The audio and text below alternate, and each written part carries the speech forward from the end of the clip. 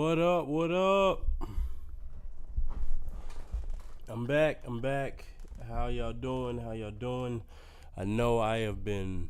I think my last video was 3 weeks ago. You know, I had to put the show on pause. You know, you can read the text at the bottom. First of all, let me know how y'all feel about the new setup, man. Yeah, while I was away, I was like, let me spruce up the look of the show and try to, just kind of advance stuff. Let me know how y'all feel about that. But yeah, so put the show on pause because the album is out now, Dream Till It's Over, and I had to make sure I got, all my ducks in a row to make sure that rollout and the album release was, just kind of making sure I dotted all my T's, well, dotted all my I's, crossed all my T's, stuff like that. So that's why I've been out of the loop for a minute. But man, I got a lot to talk about. This weekend has been crazy. This weekend has been crazy. Actually, this week has been crazy. Um, like I said, the album is out now. Dream Till It's Over. www.vinnydangerous.com. And the album came out on April 30th. The same day that all of the events that we're talking about, like everything really kicked off. I felt at first like, damn, I was excited, of course, when Euphoria dropped, but I was also like, damn, man, Kendrick gave me the Big Sean treatment and just like stomped all over my release date. Like I've been planning this for like almost really like I've been creating the album for like 2 years, planning this out, like maybe 6 months in advance. Pick the date because of the significance. It's the day that my DWI fell off my record, so I wanted to celebrate that as like the last cloud. If you follow me on IG at VinnyDangerous.com, you've definitely, at Vinny Dangerous, not VinnyDangerous.com, at Vinny Dangerous, you've definitely like seen that video on my page. If not, make sure you check that out. But so yeah, I had it planned out just for Kendrick to just set the fucking world on fire, and like, but at the same time, I was like, all right, it's cool, we'll get back to it because there's no anybody else. If y'all plan on dropping any music, I would wait to see what what everything is about to be before you drop anything else. Just wait another week. I'll say that, but we still gonna keep it. We gonna still keep it rocking. Yeah, I'm gonna let y'all know right now. I am very tired. I started off this weekend. Shout out to the homies at the To Be Fair show. They invited me to be a part of a discussion about the beef. At that point, we were just gonna be discussing everything as of the track that Kendrick dropped Friday morning, 6/16, and this was legendary because we were actually on live while Family Matters and Meet the Grams were dropping. So that is crazy. I'm gonna link that video in the description. It's not there now, but I'll definitely link it in the description. But man, when I talk about that was a lot of fun, but we were up till like 1 o'clock in the morning. Me, I'm a little older now. Like I got, it's gonna take me a little bit to recover. You probably see it in my eyes. Like I look a little sleepy. So yeah, it was a trip, and then Kendrick drops again. Like we gonna talk about it. We gonna talk about it. So yeah, it's been a lot. I ain't really had time to breathe. I know a lot of people on YouTube. Like shout out Justin Hunt. Shout out Flowers. Like I see that they've been struggling just to keep up with everything that's been going on, and I am exhausted. All the discussion, all the discourse, just dissecting the songs, just feeling how filling out everything, and like after Friday night, Saturday morning, I was like, this is over. I actually don't even. I'm gonna be honest with you. I don't even think I want to hear any more music aimed at between these two niggas going at each other. I don't want to hear any more of it. Not that it hasn't been good, because it's definitely been fun. But I'm like, where do we go from here? Unless we are naming names, pulling up police reports or something like that, I really don't see where the other angle is gonna come from. So, and yo, it's been a minute. Like I stopped doing the stream at like I think the last thing I posted, I think I posted like a quick video on the YouTube channel and on TikTok and on Instagram. You know, just a short talking about how I felt about push-ups. Now, if you we take it all the way back to when Like That dropped, I did a video on the the big three, Civil War, talking about Kendrick just like sparking this and the excitement that was around, like the excitement that was in the air that like, yo, are we really about to get three of the biggest rappers of this generation going head to head? Like, are we really about to have that lyrical contest of these three niggas going at each other? And then I did a video, after that, after Cole dropped, 7 Minute Drill, and then apologizing at Dreamville Fest. And that was pretty much it as far as like conversation when it comes to this beef. So I haven't even talked about how I felt about push-ups. Haven't talked about how I felt about anything after that. So, other than that short video where I gave Drake his props for push-ups. So yeah, it's a lot to kind of cover. Um, so yeah, like if anybody jumps on this stream, my name is Vinny Dangerous. I'm a rapper. I'm also a podcaster, live streamer, whatever you call this at this point. And yeah, let's get into it. First and foremost, I got to give an apology to Cole.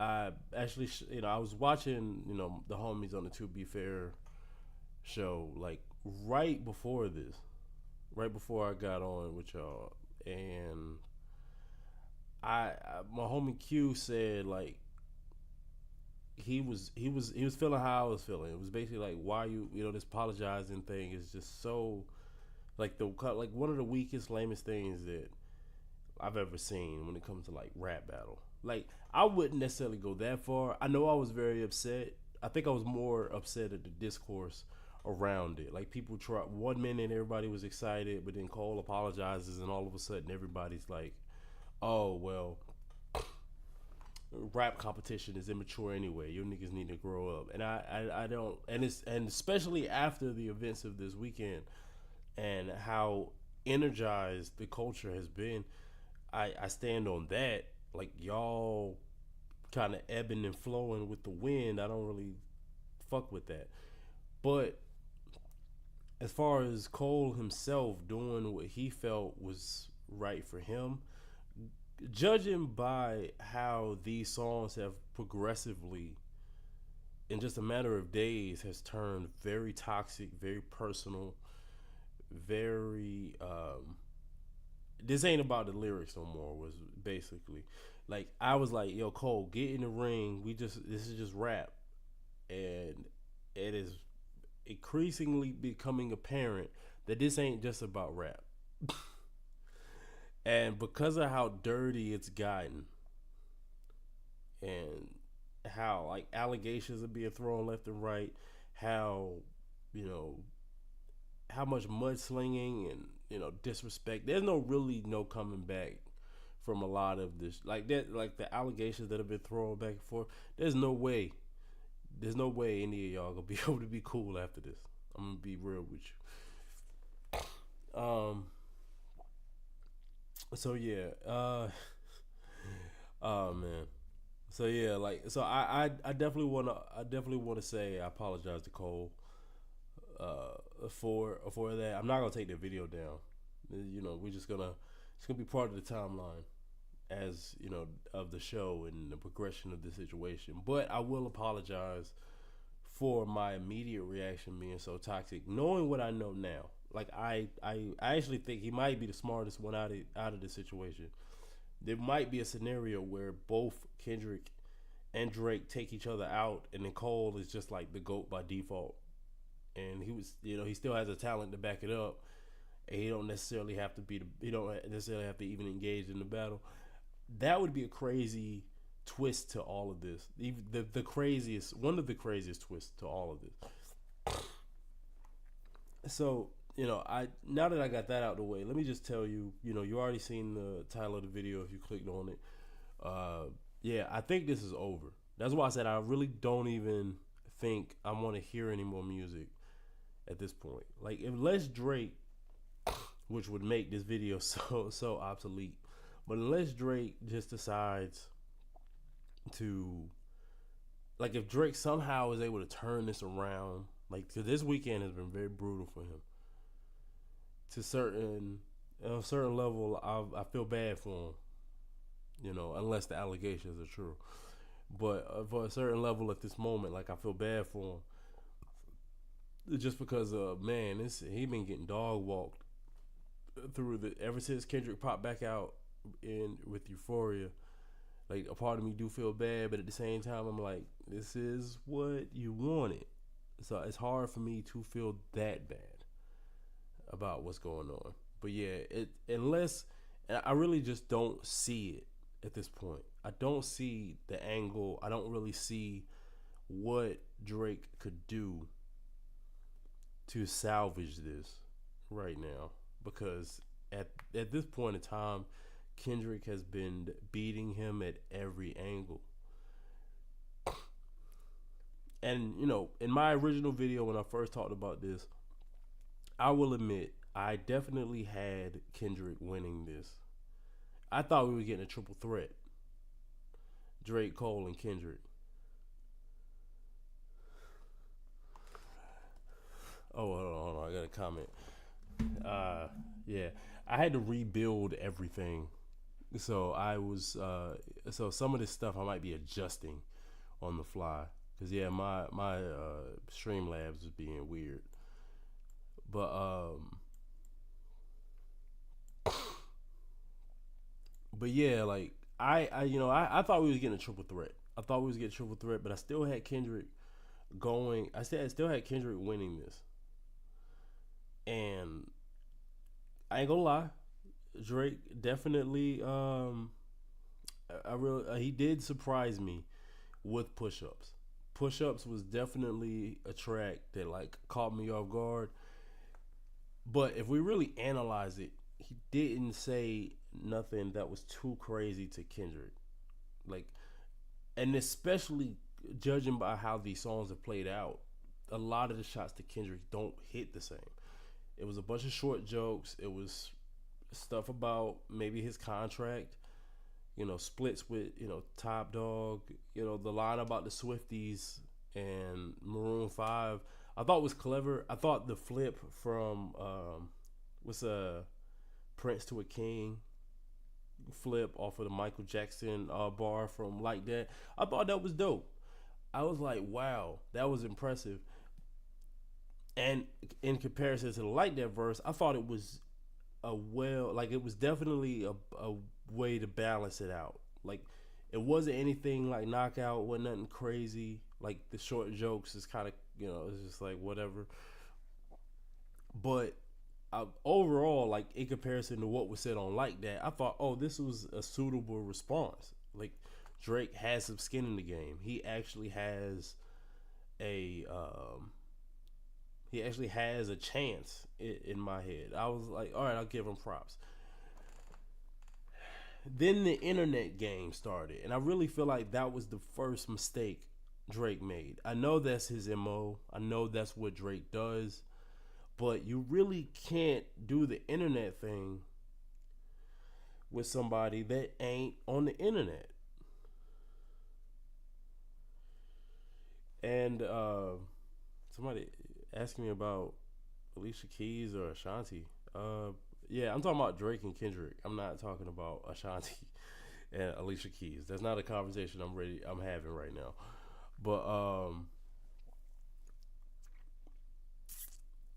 yeah, like I think the internet games doesn't really work with somebody that is never on the internet.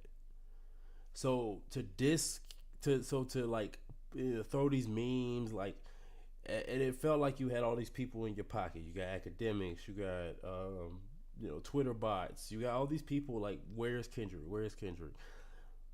We need a response. We need a response. You said you wanted this, and in all honesty, like what irked me about this was the fact that like, bro, you're basically trying to paint this picture that this guy is taking too long to respond to you, and like in all actuality, the song came out like Euphoria after Push Ups comes out 2.5 weeks later.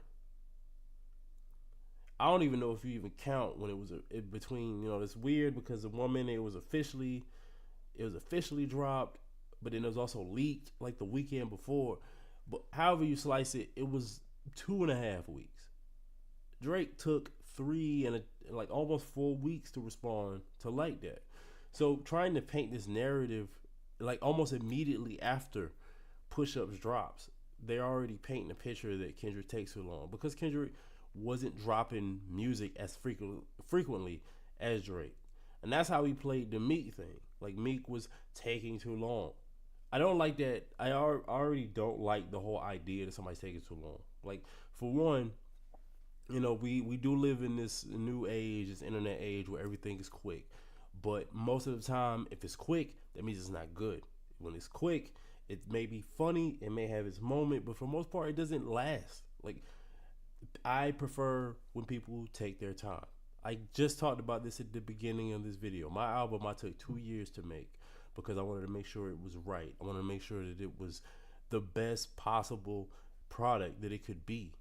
And before the internet, before these home studios and equipment that people could just like buy for cheap, like music took a long time to come out. Albums were 2 to 3 hours years apart, not hours, 2 or 3 years apart. So this idea that like, oh, this guy has to respond within days of a diss record sounds crazy. Like the only beef that you could kind of compare this to because of the magnitude of the artist would probably be like a Jay versus Nas, because it was really about rap. It wasn't really like Big and Pac was more about Pac believing that Big tried to kill, or that Big tried to kill him, or to set him up. So the only real comparable beef, and then 50 Ja was also some street shit that just happened to end up on wax. The closest you could compare this battle to this level, to this magnitude, would be a Nas and Jay. And Ether and Takeover came out months apart, at least 3 months apart. So this, I didn't like that. I just said but I didn't really engage in it too much. I just take a step back and just let it happen, because I know when it happens, then we can have the discussion. Then Drake does Tailor Made, and I didn't comment on this at the time. Like I said, I was focusing on the album, and you can say what you want, because I can understand, and I've always been a proponent of, if it's there's nothing off limits. I said it during the Pusha T beef.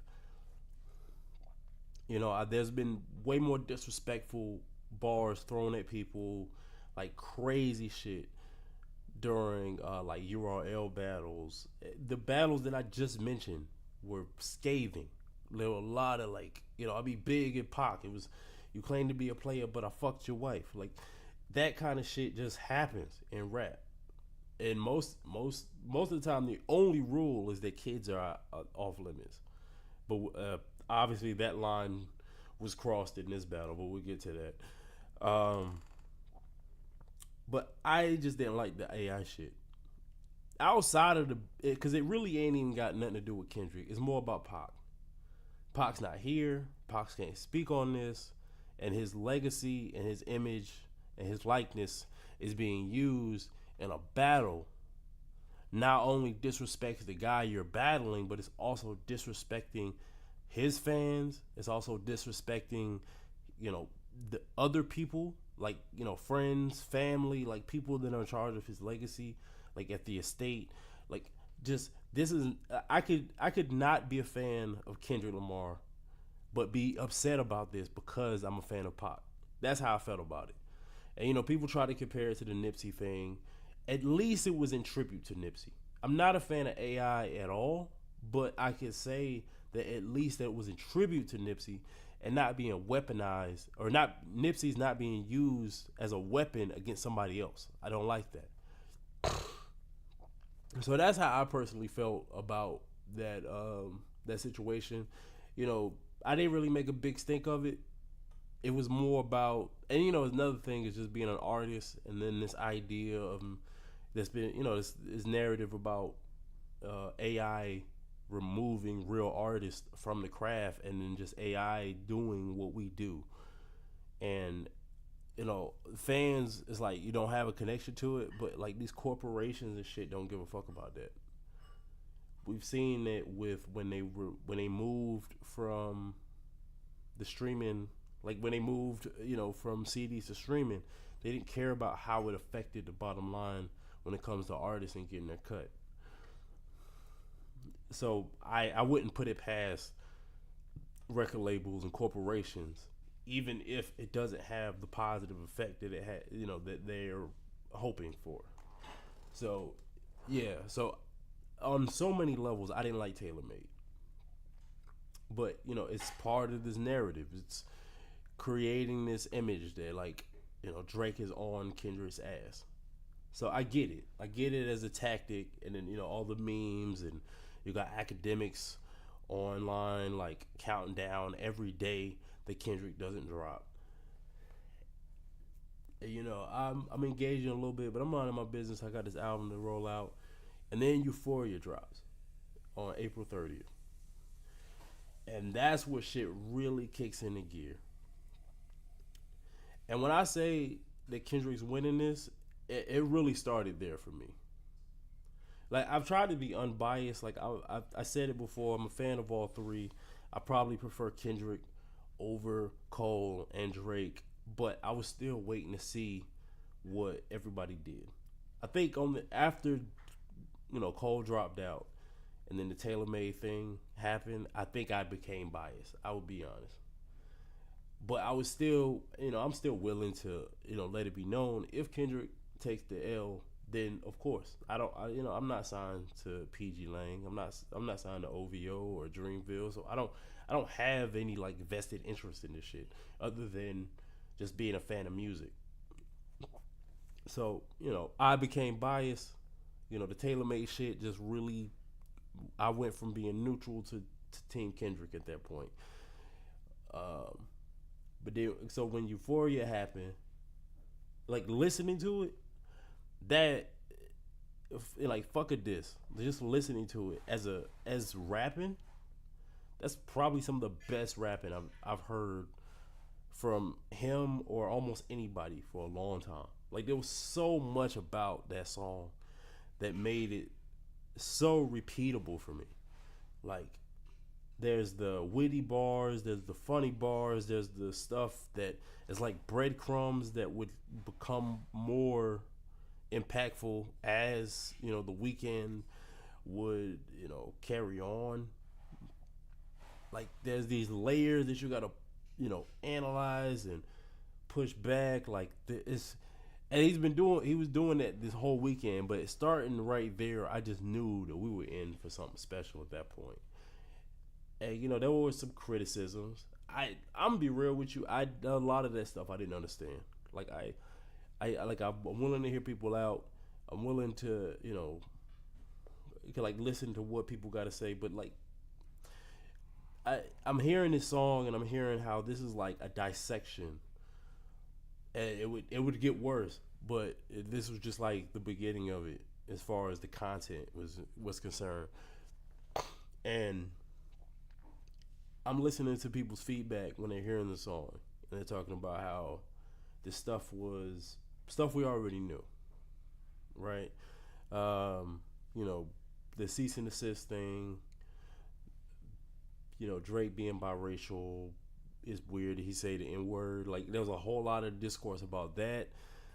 People either purposely or just didn't fully understand or purposely tried to act like they didn't understand what the real message behind that thing was. Because it's not that he's light skinned, it's not that he's biracial, it's the fact that you're a guy that puts on this persona when it's convenient. It made you money, it made you a star to imitate other people that live a lifestyle that you never lived. And then when it's no longer convenient for you, when black issues happen, like police brutality, or situations like a Ahmaud Arbery or a Sandra Bland or a Trayvon Martin, he's silent. We don't hear a word from him, right? He's on Instagram all day. He's on Twitter all day, but he's nowhere to be found when these situations happen. No, like not a statement uttered.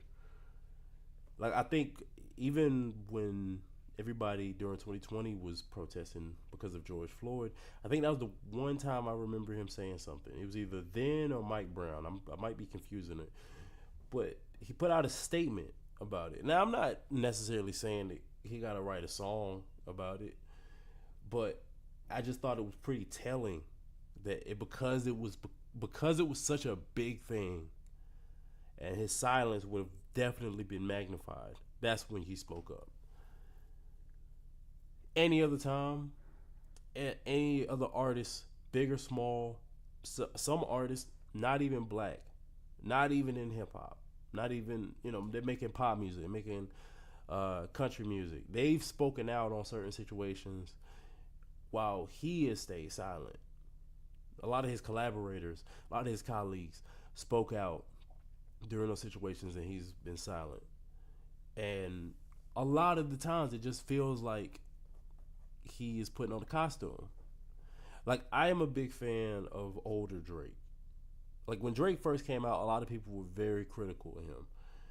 They say he was soft, they say he was whiny. Like people like were already clocking like the culture vulture things. But it was a lot of like, it was, a lot of times people could be right, but they're also, it's a lot of other underlining shit that make people ignore it. Like, there's a lot of misogyny. Like they thought he was gay because of all the sensitive raps and stuff like that, or like he don't dress how we dress. He's not a tough guy. It's all this other shit that people chose to focus on. I remember at the time when I heard So Far Gone, I was like, nah, this is refreshing. This is what people need. And as long as he was himself, as long as Drake chose to be the guy from Canada, who wasn't trying to be a tough guy, he was, hey, he was a sensitive guy that wore his emotions on his sleeve and sang to the ladies and would rap about wanting to be the best, and he had witty bars. And as long as it was entertaining and as long as he was himself, I was cool with it. It wasn't until maybe like 2015, 2016, we really started to see like the tough guy stuff on If You're Reading This Is Too Late. A sprinkle of tough guy bars, but you're a rapper. You're going to have a sprinkling of it or two, regardless of who you are. But it was If You're Reading This Is Too Late. It's these songs like You Running Through the Six with My Woes, like adopting other culture slang. And then all of a sudden, in 2016, we start to hear the fake patois. We started hearing the fake UK accents.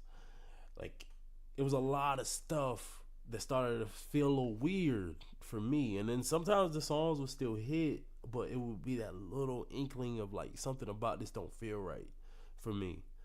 And that's when, I feel like that was kind of like the nugget for me when I started to kind of detach myself from Drake's music. Like I could say even from his latest album, which I was not a big fan of.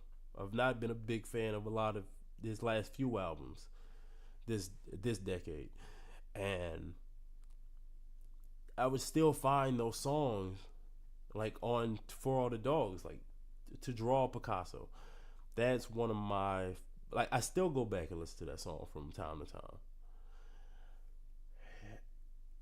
Like, there was these moments like Yaba's Heartbreak. Matter of fact, what was that song? It was a song on Certified Lover Boy that I loved to death. It was like, how many pins is gonna take to get over you? I just remember that line. That line stuck out so hard, like stuck out so well, and it was like it really like grabbed me. That's the kind of Drake that I wanted to listen to. I don't care about this tough guy shit. Like songs like Knife Talk, No Friends in the Industry. I didn't care about that shit. Which now, in hindsight, No Friends in the Industry sounds way more plausible than it did when it dropped in 2020. But yeah, like, so this whole thing happens, right? Like Euphoria happens, so many lines. The sexy red bar took me out. The I got a son to raise. You don't know nothing about that. It's even throwing the fake Canadian accent at the end, which all of the accent talk at the beginning, like actually is this line where he's like, I got language barriers. That's not an accent you can sell me. That was fucking great. That shit blew my mind. Like it's like his detractors were saying, like that's stuff that we've heard before, but it ain't been said like that. The whole fake abs thing. Yeah, Ross talked about it. Megan the Stallion talked about it. When they were taking shots at Drake, but like that V12 line, that's fucking genius. Like you really can't tell me the writing, like on this song, even if it's stuff you've heard before, wasn't incredible. Like even if this wasn't a diss song, and you didn't know who it was about, you take the names out. He just rapping for 6 minutes, and it's not boring. It's not it's entertaining. It's not boring. It's just incredible. Like I and it's so much to pick apart. So it was great, but there was a lot of people that didn't like the beat, and I'm like, first of all, we talking about rap beef. We talking about niggas battling. You want the beat. You complaining about the beat, not the bars, not if this is a good shot or not. It's the beat. The beat on Ether is terrible, but Ether is a legendary diss track to Jay-Z. And I maintain, I feel that Nas won that for multiple reasons. But you telling me the beat? Like you complaining about the beat on a diss record. Alright, fam. Now I know who I'm dealing with. I know who I'm dealing with. But alright, cool. I let it sit. I'm enjoying Euphoria. Like it's on replay. As I'm still trying to salvage my album release. Cause yeah, like I said, this whole Kendrick Drake back and forth stomped all over my album release. But it's cool. It's cool. It's hip hop. This is a legendary once in a lifetime battle. I get it. And we still gonna be rocking. We still gonna be promoting this album regardless. But so, I'm still listening to him, still picking it apart. Like all the discourse, all the breakdowns of like what it means. The fact why he used a Teddy Pendergrass sample at the beginning. It was a lot of like stuff to pick apart. It was enjoyed. This is the kind of shit that I like. I'm a big fan of movies by people like Stanley Kubrick, Martin Scorsese, Quentin Tarantino, Christopher Nolan, like those kind of directors when they put together movies, and there's so many little details and stuff that you don't really catch the first time you watch it, like in The Shining for for Stanley Kubrick, or Inception, or Interstellar for Christopher Nolan. Like those are the kind of movies that I like and I enjoy a lot, because there's so much like that makes you go like, I didn't catch that the first time, or you go to the end and then there's certain parts in the movie that you didn't get the first time, or that take on another meaning when you go back and watch it a second time, now that you know the ending, it keeps you coming back. That's how it felt listening to Euphoria. It still feels like that. I've actually went back and listened to all the tracks, all the ones from Drake, all the ones from Kendrick before I got on this live stream, just to make sure that my perspective was fresh when I'm talking about all these songs and how I feel about them. And like, yeah, Euphoria just did that for me. Like, Push Ups was dope. It was a great rebuttal. And another thing I'll give Drake props for is that he did have to take on all these other rappers. It's not just Kendrick going at his neck. He got Future, he got Rick Ross, he got ASAP Rocky, he got The Weeknd, he got all these other people coming at his neck, Metro Boomin. And you disagree. What part do you disagree about? Hold on, let me know. Let me know what you disagree about. Was it about the song? Was it about how I felt about Drake, Kendrick winning this? Let me know. Let me know what part you disagree on.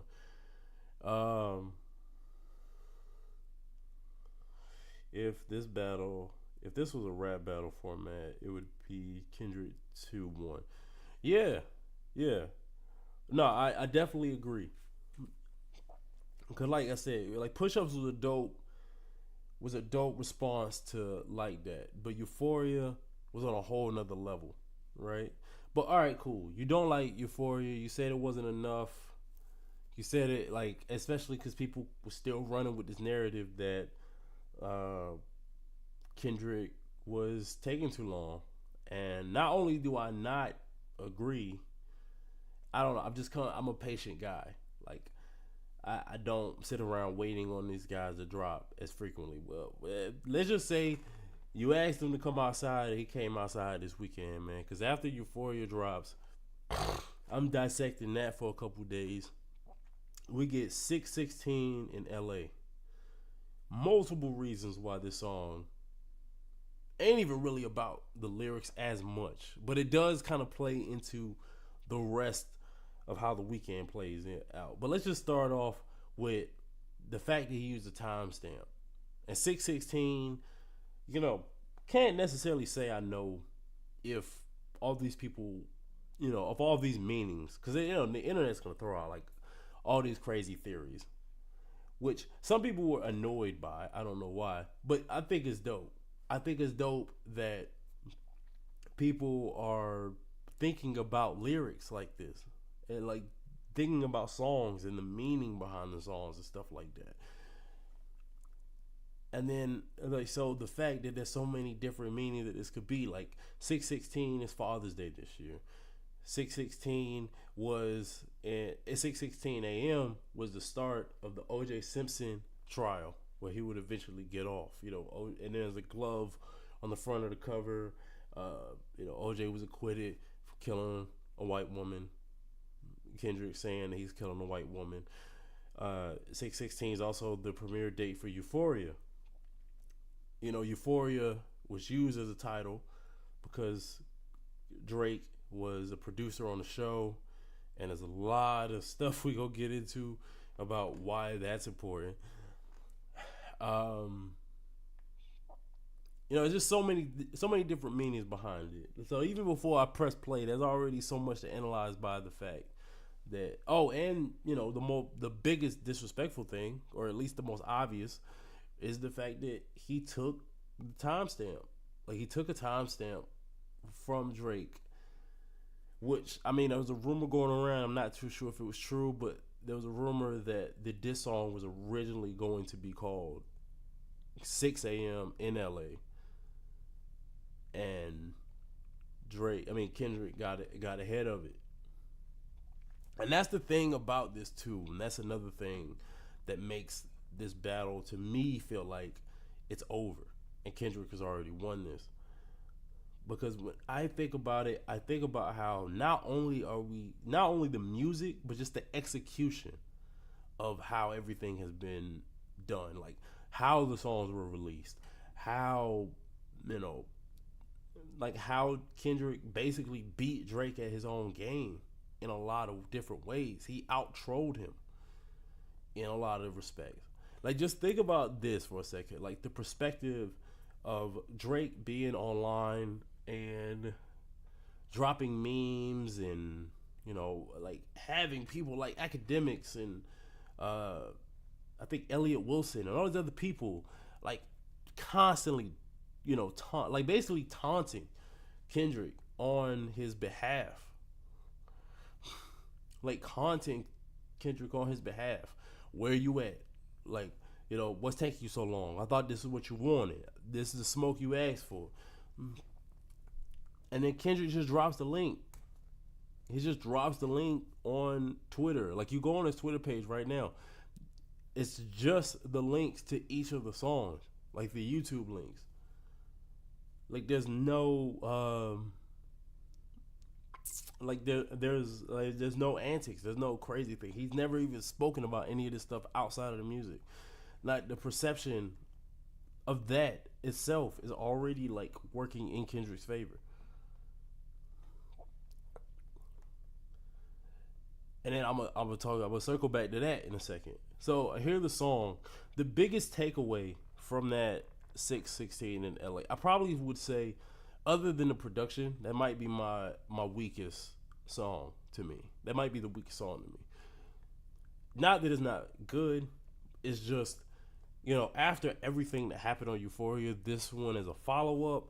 It's just kind of more like a, just being able to say, hey, I'll go back to back on you, like you went back to back on me.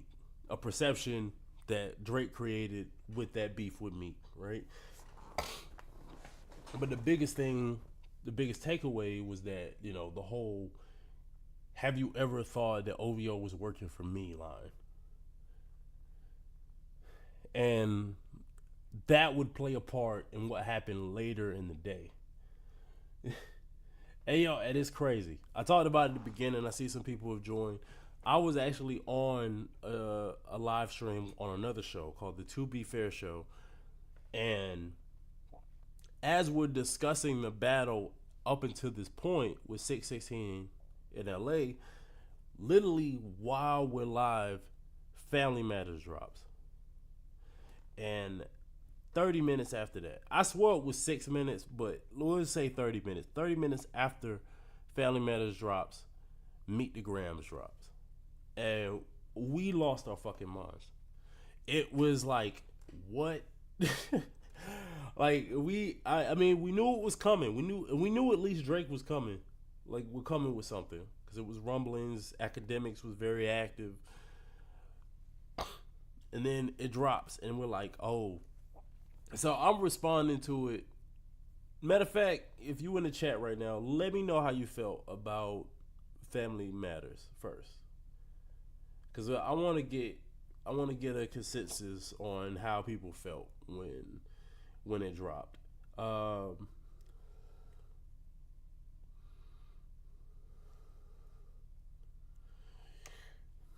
that's a fact. Yeah, this might be the first time that Kendrick ain't win it. I mean, Drake didn't win the internet, because that was always his thing.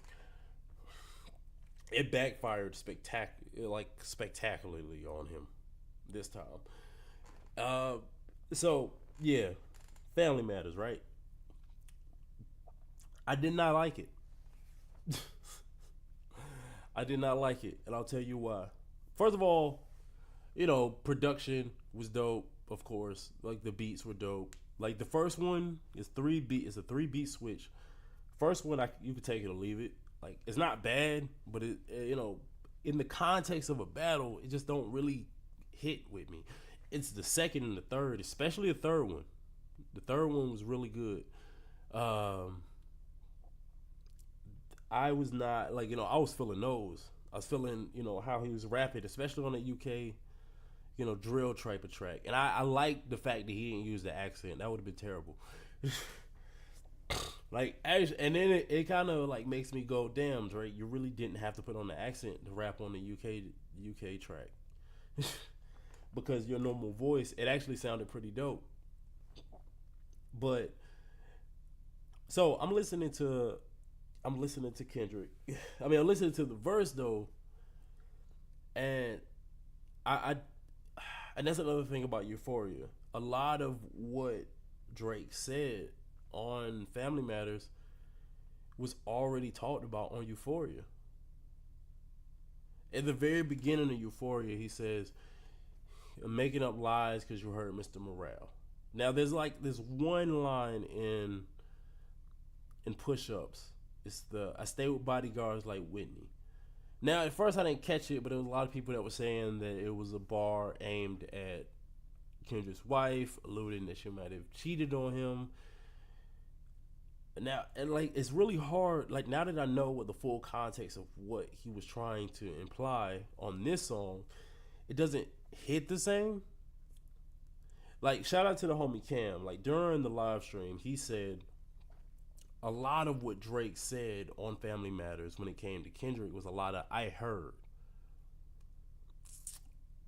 There wasn't a lot of like confidence in what he said compared to Kendrick in these last few records. Has been saying that shit with his full chest that you are a pedophile, you are like a culture vulture, you are a colonizer. He is not holding back. Only thing that I've heard Drake say with his full chest is that Kendrick was short. Everything is I heard, I think, I don't know. And you know, I don't know if any of this shit is true. Matter of fact, let me just say it right now. Allegedly. Cole, like, you know, Drake is like a child predator or whatever, right? Like, allegedly. Because I don't know. Nobody knows. I don't know this nigga for real.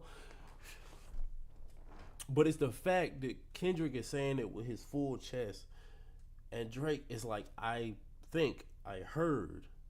Now, the visuals were dope. Like, this on Family Matters is, you know, menacing. I like the whole, like, you know, just tracking shots of the van being crushed. You know, we got camera shots of it inside. It's very, like, very cinematic, very artsy, like, filming wise, which I liked it. It was dope. It really fit the tone that he was trying to portray, especially on that second track. It really worked. And then the third track, you know, it really did fit the vibe. My problem was a lot of the shit that he said about Kendrick was already talked about on Euphoria, or was talking points on Mr. Morale and the Big Steppers. And I even said it during my first live stream about this when I talked about the big three going to war. I don't really know what angle you take against Kendrick after the guy already did an album airing out his whole all his dirty laundry. He already talked. I mean, what do you think We Cry Together is about? Jay-Z said it. Do you fools listen to music or do you just skim through it? Because there are people that listen to that song and had no idea that it is a song about domestic violence. So when Drake says what he says, not excusing any of it, first and foremost, of course. Like, we don't know for sure, but listening to that song and hearing what Drake has to say, you know, in regards to, you know, like Kendrick possibly being abusive to his wife, it would make sense. But it don't really hit as hard after Kendrick says making up lies because you heard Mr. Morale at the beginning of Euphoria. He literally got in front of it before you could respond with this. That was your red button. That was the big final statement that this is going. And I could see Drake looking at that like, if I say this, the perception of Kendrick Lamar is just completely ruined. But, like, cause you're a woman beater, you're an abuser. Like, nobody would take your side. You would lose the internet if it wasn't gonna be memes, if it wasn't gonna be trolling, if it wasn't going to be like this perception that you're afraid to come outside. If that doesn't work, then the perception of you being an abuser would definitely tank your reputation, especially with the fan base that you cultivated. That was the only line that I was like, this could damage Kendrick. Everything else was just more short jokes. Like, he said that Dave Freeze might be the real father of his son. And I will say, the first track was just terrible. Like the beat on that one was cool. As a diss song, this is what I'm talking about before. Like niggas heard Euphoria and was like, I can't go to the club to this. I can't twerk to this. Why are you trying to twerk to diss songs? Back to Back worked because it was, it was tactical and stuff. That's not gonna work against somebody like Kendrick Lamar. Yo. Like you, Meek, and Drake for the most part around that time had a lot of the same fans. No, like nobody is really checking for diss tracks that's gonna bang out in the club that also are fans of Kendrick Lamar. You're trying to win them over as much as you're trying to win over your fans and like win the internet. It's also about changing the perception of Kendrick Lamar to his audience as well. And then they don't care about the club. They don't care about if this song is a hit or not. We trying to figure out who the better rapper is. So that to me already, and then the biggest line that really took me out of it, to be real, and it's the line that a lot of people said even before Kendrick pulls his next move. They already said they were out. They were tuned out of this shit already. They were already tuned out of this shit when you said rapping like you're trying to free the slaves. Now I know what you're trying to say. You're trying to basically, because the very next line you call him a fake activist. So I get what you're trying to say. But if your blackness is in question, that's not an angle to take. That is not an angle to take against Kendrick Lamar in this battle when he just questioned your blackness. So that was a crazy line. And the fact that, like, you thought that was going to be a diss that you were going to be able to use in this is crazy to me. I don't think he thought that through at all. And, just saying, if you are tapped in with the culture, that would probably be a move you would know not to make in this situation. But anyway, so the first song is completely terrible. He tries in that one to try to say that the baby might be day freeze like that, and niggas immediately pulled up baby pictures of Kendrick Lamar and his son and said, nah. Like the kid looked just like him, bro. I don't know what we're trying to do here, but that's not gonna fly. So it's hard for me to take that line like that and people immediately go, nah. Like there's a baby picture of Kendrick's son. That don't make sense. There's a lot of reaching in this song. Like I could tell that the first part and the second part was recorded before Euphoria came out, because it doesn't address anything that's in Euphoria. The third verse does. The third beat switch does. But the first two don't have anything to do with Euphoria. So I know that all of that, I mean, the snippet of the first beat was at the end of Push Ups. So I know that was already done, but I could tell the second part was also recorded before Euphoria. And then you started off by like saying, nigga, I said it. I know that you mad. That just seems like I said, your blackness is in question. I wouldn't start. They would start with that. That was before the beat even dropped. I would have took that out. Say something else. You re-recorded the third part, the third beat switch. You recorded the third beat switch after Euphoria, nigga. You gonna have to change that. Change that right now. That sound crazy. That and the slave line. I'm already not even connected into this. Like I said, the only thing that you got Kendrick on was the abuse stuff. And my final issue with Family Matters is that you still shooting at Ross, The Weeknd, Rocky, Metro, Future. They can wait. You already got them on push-ups. If you want to address Ross again because he's responded since then, cool. Throw a couple more bars in there. But you need to focus on Kendrick. Kendrick gave you 6 minutes straight rapping for 6 minutes. and you still shooting at these other niggas that ain't even said nothing since push-ups dropped. That was not a good move, especially because a lot of what he said about them was the same stuff, like with the same stuff from push-ups.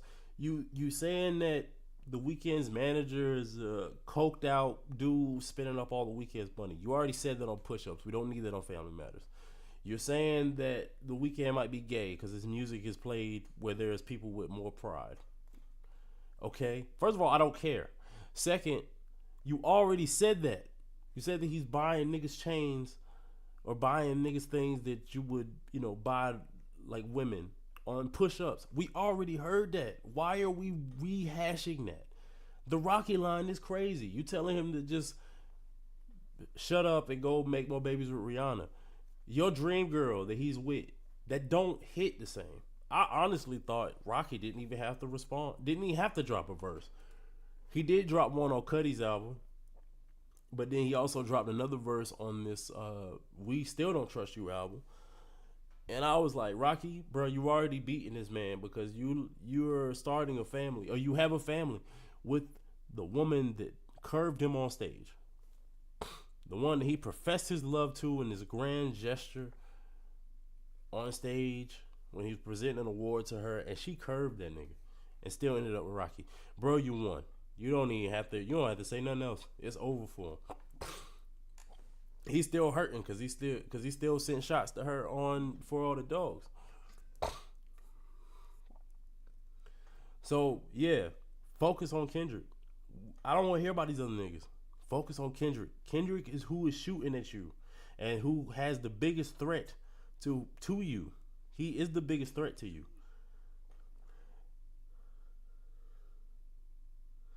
Oh yeah, Lil Shorty said he didn't have enough ammo for just Kendrick. Bro, make the song 4 minutes. You didn't have to make it 7 minutes. Make it 4 minutes. Make it 3 minutes. Focus on Kendrick. I got push-ups. Push-ups, you needed to rap against him because like you needed to go up against everybody because everybody was shooting at you. I get that.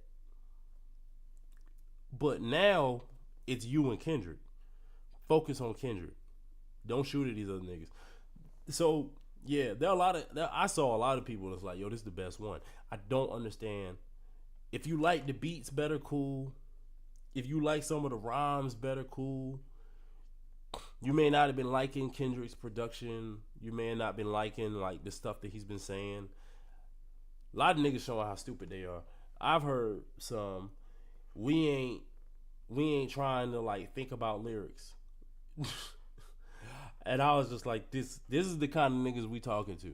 That's when I take myself out of it. Because you told me you don't want to think. You told me you don't read. Yo, what is it? MJ apes you. That one, Meet the Grams, is one of the best diss tracks ever made. And right after, like 30 minutes after Family Matters drops, I'm still on live with the podcast, to be fair. And Kendrick's drops. Now, in the 616, he said that, yo, you got moles in your camp. That to me showed he does have moles in his camp. That definitely showed me that he has moles in his camp. Because there's no way you have that prepped and ready to drop in 30 minutes. Like, anybody that's uploaded a video to YouTube know that shit takes forever. That shit takes forever. There's no way you had that shit uploaded and sent out in 30 minutes. There's absolutely no way. He knew. He knew when he was going. It's like Family Matters. I have my problems with Family Matters as a diss track. But even if this was the most incredible diss track that I've ever heard, Kendrick immediately stomped on the momentum on that. That was a genius play. That was a genius play. Like, that's what I'm saying. It's not just the songs. It's how the songs have come out. This is how Kendrick has played this. this entire battle since he's reemerged since Euphoria. Niggas thought he was taking too long. He was planning and he was preparing for the weekend that we just had. like like I said, Family Matters could have been the most incredible diss track, and we would have all been like, "Wow, he really got him. He really killed Kendrick."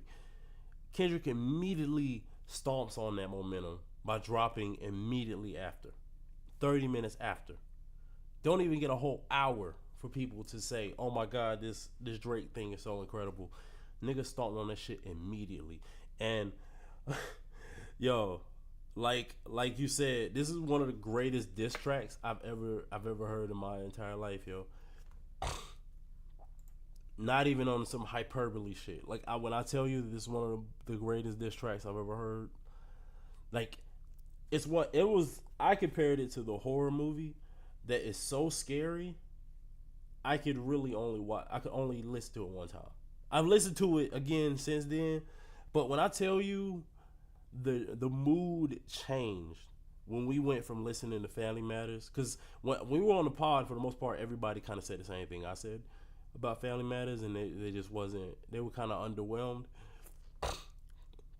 When I tell you everybody's listening to Meet the Grams, and we're all just like jaw on the floor, like it really felt like we were watching a horror movie at that moment.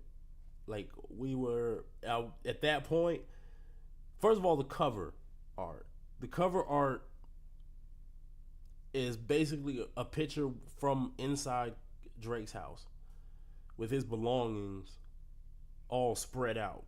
Got receipts. The end of the Family Matters, which I just found out about this, the end of the Family Matters video, there's a ring on Drake's neck, and it looks like the ring that Kendrick's fiance, wife, has on, like her engagement ring. And people were asking, like, how did he get it? The receipt is a jewelry receipt, basically showing you just bought it and imitated it. You just got a replica of the same ring. So he stomped on what you were going to do on Family Matters. He knew that picture proved it.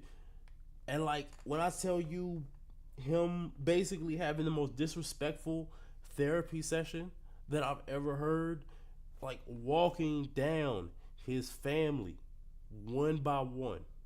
The beat is menacing. I will say it's too long, like it's 6 minutes. The beat doesn't have a lot of change ups. Like, look, Alchemist, I love you, but I like if you would have cut it in half, I would have loved it. 6 minutes of that, and in that tone, that hush tones, it does get a little old after a while.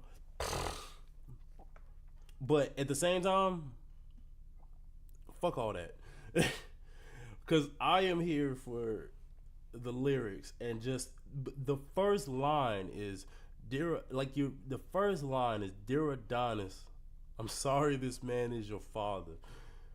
If that's not the most disrespectful line, like before this, bringing up children was off limits. Jay-Z had to apologize for the "no condoms in the baby seat" line from Super Ugly. Like, we talk about Cole apologizing, Jay did it before. I mean, he did it for that line, but he went right back into the ring, and they were dissing each other right all over again. But he had to he said, "I crossed the line." Kendrick immediately crossed that line, and then some, in the very first line of this track. Like, so just to make the comparison of how crazy that is. And this is, there's been little breadcrumbs in Euphoria. There was a line, the Pacify line in Euphoria. There was a line in 616 of alluding of Drake basically being a pedophile. He basically just lays it all out there on this song. Basically, like, accusing this man of basically being Epstein, like the new Epstein of hip hop. And that's what I'm saying. You hitting this man with short jokes. He is breaking down everything about you, like to the molecule. Like, I don't understand if anybody that disagrees. How do you disagree with that? Y'all heard better beats and y'all picked a winner. I am listening to how disrespectful and diabolical this man is being right now in this song.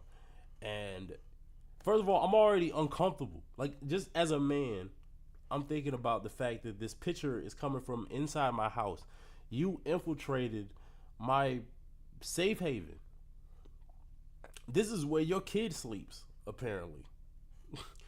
This is where your kid sleeps. This man was able to infiltrate that, your home base, get that picture of your personal stuff, and use it as an album cover. I'm uncomfortable just off of that. I'm uncomfortable listening to this song. Like, listening to all of these allegations being thrown at this guy. And him just walking them down. Like a slow burn, like just massacre. Like, at that point, I'm ready to just call it a day. This man destroyed this man. He beat him at his own game. This song that Drake had been building up since Push Ups, he finally puts out for Kendrick to stomp out the momentum in 30 minutes. And then he provides the better diss track that is just all the way disrespectful. Like, damn all that entertaining shit. This man is hell bent on destroying him. This ain't even about rap no more.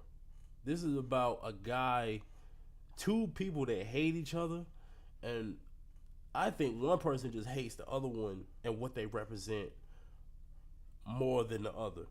Because there's no way, there's no coming back from this. Like, we talking about niggas that's just rapping at each other.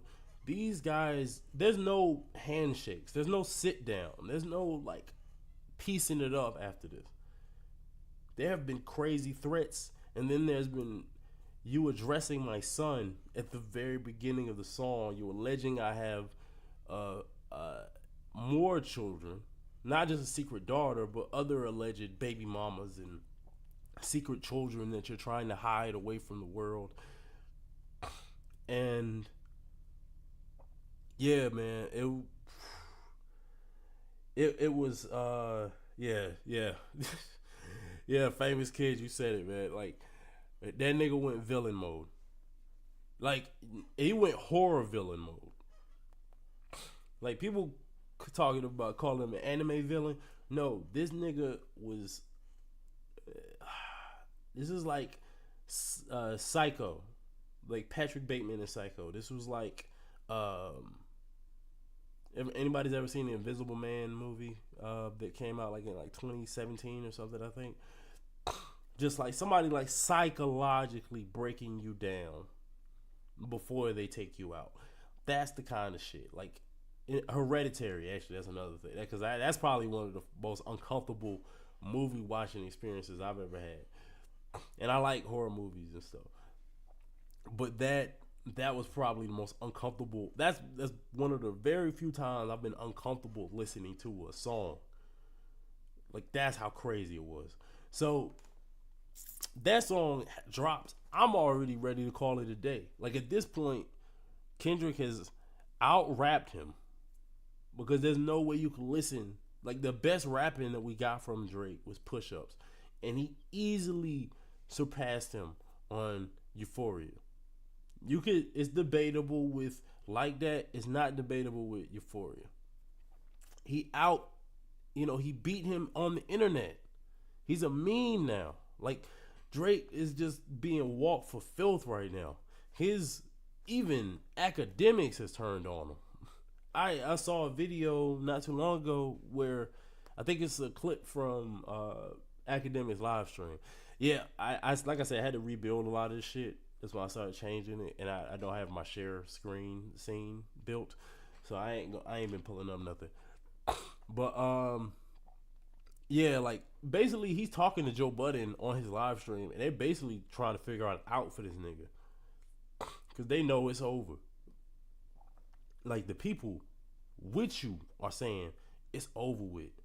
And the thing that I don't like this is what I already knew, right? So like I said, all of this is allegations. We don't know if Kendrick is or isn't abusing his wife, right? We also don't know if Drake is a pedophile. This is all alleged. This is all allegations being thrown at each other. And a lot of people online trying to figure out, like, well, why take it seriously? They're ready to run with the narrative of their favorite, but also are like, well, we don't have proof when my favorite is accused of something, right? So all this is alleged. But I thought it was weird. Like, of this, the whole time, Kendrick drops, Ross drops, Ross dropped his diss record. Drake was quick to respond. He was quick to on the internet. He was real quick. He responded with that 10 things I hate about you meme. In the 616 in LA dropped, he dropped the clip, I think, from The Equalizer, like Denzel saying he's gonna kill each and every one of y'all. He was, he's quick to respond. So after Meet the Grams come out, he jumps online and immediately says, basically makes a joke about it, like, I have a fake daughter. Oh, I didn't know about that. Can somebody find her for me? Just trying to play it off, right? But people were quick to point out that, bro, you are responding to the wrong allegations. And for a guy that is chronically online, a guy that is always quick to respond to any lie that has been put out there about him during this whole battle, he has not said a word about this. And even academics and Buddy said it. A few other people online have said it. Like, he's in a lose-lose situation with that. He might as well just not even say anything. I disagree. Because if it's not true, it's real easy to just say, I'm not a pedophile. It's real easy to say, I'm not trafficking children in and out of my house with these other guys. You got members of your group. Oh, we gonna get to that. Because I didn't care about that line. But we gonna get into that because there's a little funny twist that happened today actually. But yeah, people, I disagree, because if nothing happened, then all you have to do is say it's not true. You jump out there for every other thing that you've been accused of. I remember he jumped out there real quick to say he didn't have a secret son, and then Adonis magically made an appearance after he put out his press release. So he'll jump out there even if it's true or not. He doesn't want to acknowledge this. Not saying that it's not true, but it's very sketchy to me. And I think, there's a lot of people that made a big deal about, maybe the mole in Drake's camp, like, was actually, like, being fed fake information. One, it couldn't have all been fake, because he knew when you were dropping. He knew what you were going to say on your records, because he got in front of it, and he still got the picture to post as the album cover or the single cover for the song when it went up on YouTube. He got something. He may have been wrong on this one part, but even if that part was wrong and that verse wasn't, turns out to be true. He fucked up with the AI line on Euphoria too, because he got Joel Osteen confused with somebody else. So there have been mistakes made on Kendrick. He wasn't perfect, like, during this whole battle. But even if that line is not true, it still doesn't change that other allegation. And what makes it crazier is that even after Kendrick has killed this man, it's slow burn, like slow murder, ain't even had time to process that song, we get another song. And this is when I knew this man just kicking a dead body at this point. First of all, my wife and I, like, first of all, my wife told me about it. Like, I'm down here getting prepared to go live today, and she hits me and says, "Yo, he dropped another one." And I was just like, I'm thinking it's Drake at first, because I'm thinking, okay, maybe he's like, oh, I gotta respond to this crazy ass song that just dropped. No, Kendrick drops another one. That's 3 songs in less than 72 hours for a guy that y'all said was afraid to come outside. And this one is the club banger that niggas was asking for. They were complaining about the beat on Euphoria. They complaining about the beat, which I don't know how you complain about the beat on 616. I say that's my least favorite Kendrick track of the 4, but this is probably the best beat of all of them. Probably the only other beat that's better than this one is the Like That beat. They ain't like the beat for 616. They didn't like the beat for Meet the Grams. They was like, yo, this ain't gonna be able to. They like to dance and shit. They want something for the club. Kendrick said, all right, bet I give you that too, but I'm doing it for the West. And he basically, and first of all, the cover art, like once you realize that man found the the database for the sex offenders, and the dots is all over Drake's house. Oh, you know why I know that that's Drake's house? Because he was going back and forth from Rick Ross on the internet, comparing houses and shit to troll him, which was already a lame move. But boy, did that shit backfire even harder looking back now. Because I don't know if Kendrick gets that picture if he doesn't. But then again, it's local, so maybe the mole also found that on the database and sent the screenshot. Who knows? But I mean, also it could have been just he looked it up. He looked it up, and maybe it's on there or not. But it's just like, wow, that is even before I heard the song, that right there was just niggas asking for proof. Bam. I mean, I don't know if it's concrete or not, but that looks pretty damning if that's real. Cause he's just. Oh man, like I will say I had fun with this song. All predators could die. I don't care. They can all die. So a song like this, I could like bang, have fun with, and like make these sick niggas uncomfortable while I'm listening to it. Like, yeah, I'm gonna turn the volume up. I'm gonna have fun with that. And yo, the line, the last, because he doubled down on the allegations of him being a sex offender. Again, no rebuttal from Drake all day. I've been checking because I wanted to know before I got up on here and said this. I wanted to know if he really was gonna go all this time without saying a word going against these allegations. He has not said nothing. And there was stories. There's already been stories. There's stories about him, befriending and following a girl that was playing high school because she was playing high school basketball, and he was a fan of girls' high school basketball. That don't sound crazy to you?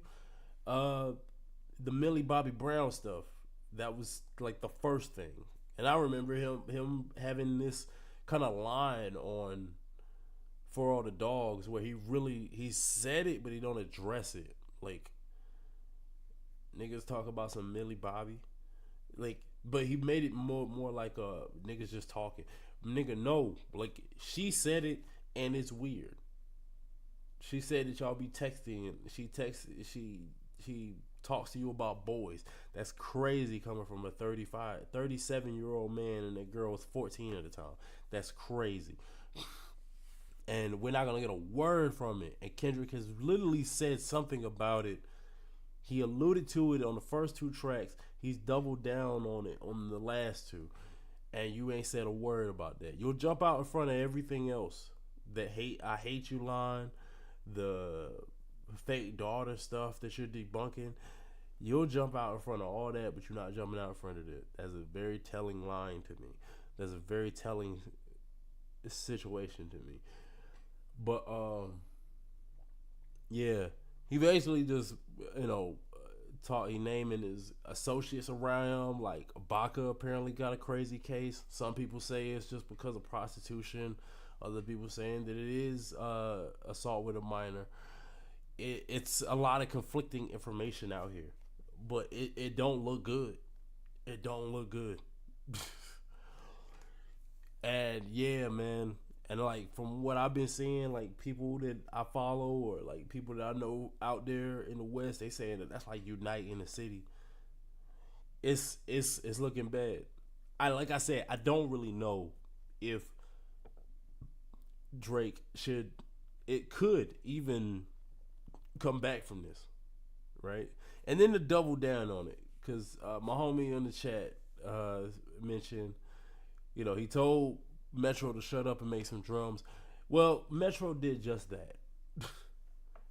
Apparently, some lines in the Family Matters track, because he said he let that line slide because he thought it was funny, but there were some lines in the Family Matters track that were really like, all right, now you lying, you touched a nerve.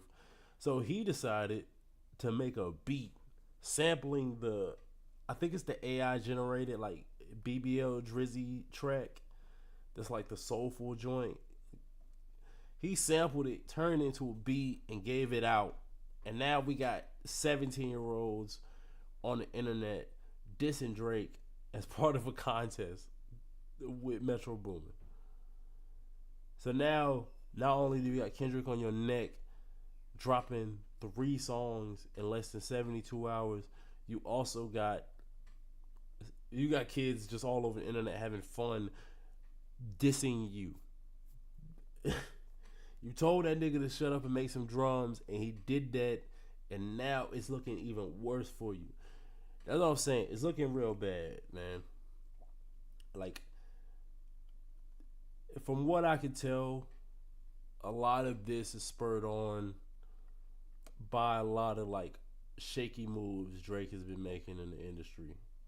Sounds like he fell out with Ross, Future, Metro. We already know about this stuff with ASAP Rocky and the Rihanna stuff. And this Kendrick thing has been brewing since the Control verse back in 2013. And it's finally just going ahead right now. And a lot of it just kind of seems like his fault. Like the line about, like when he, at the end of Not Like Us, which is the last track. I don't know if I said it. The last track Kendrick drops. He does a verse talking about how basically Drake uses Atlanta artists whenever he needs a come up.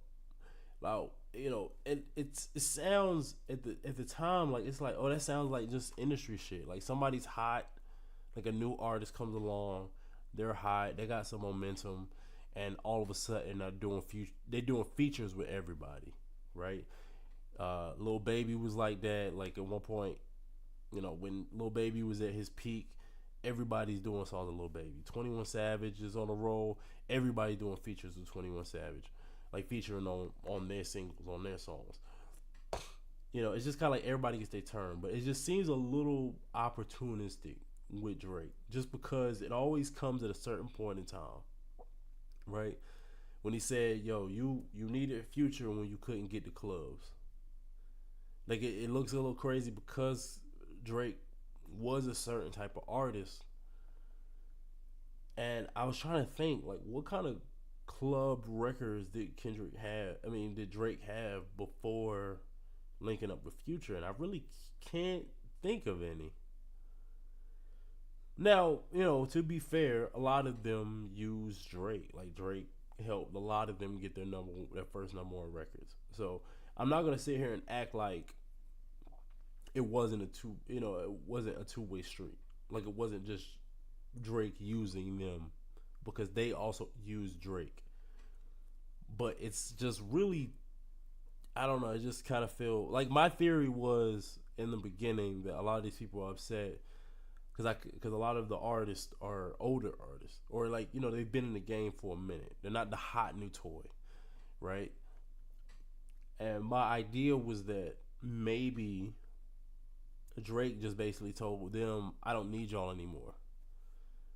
So, if they hit you up for a feature or they hit you up for a favor, you're like, well, fuck y'all. I'm still hot. I'm still at the top of the game. I'm not.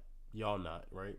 That was my initial thought. Like, I thought maybe that's why, just because I thought it was like, why are all these artists coming together to attack this one man? I know he's the biggest rapper right now, but it just didn't see. It's just like, why are all these rappers still, like, wanting to come at this man's neck so hard? And as more information comes out, like the cease and desist thing was pretty whack. Like, trying to use that kind of thing against artists, especially when it doesn't sound like there were any kind of conversations that were had. Like, we supposed to be boys, we supposed to be dogs. Why are you sending cease and desist letters? And you could have just talked to me if there was an issue.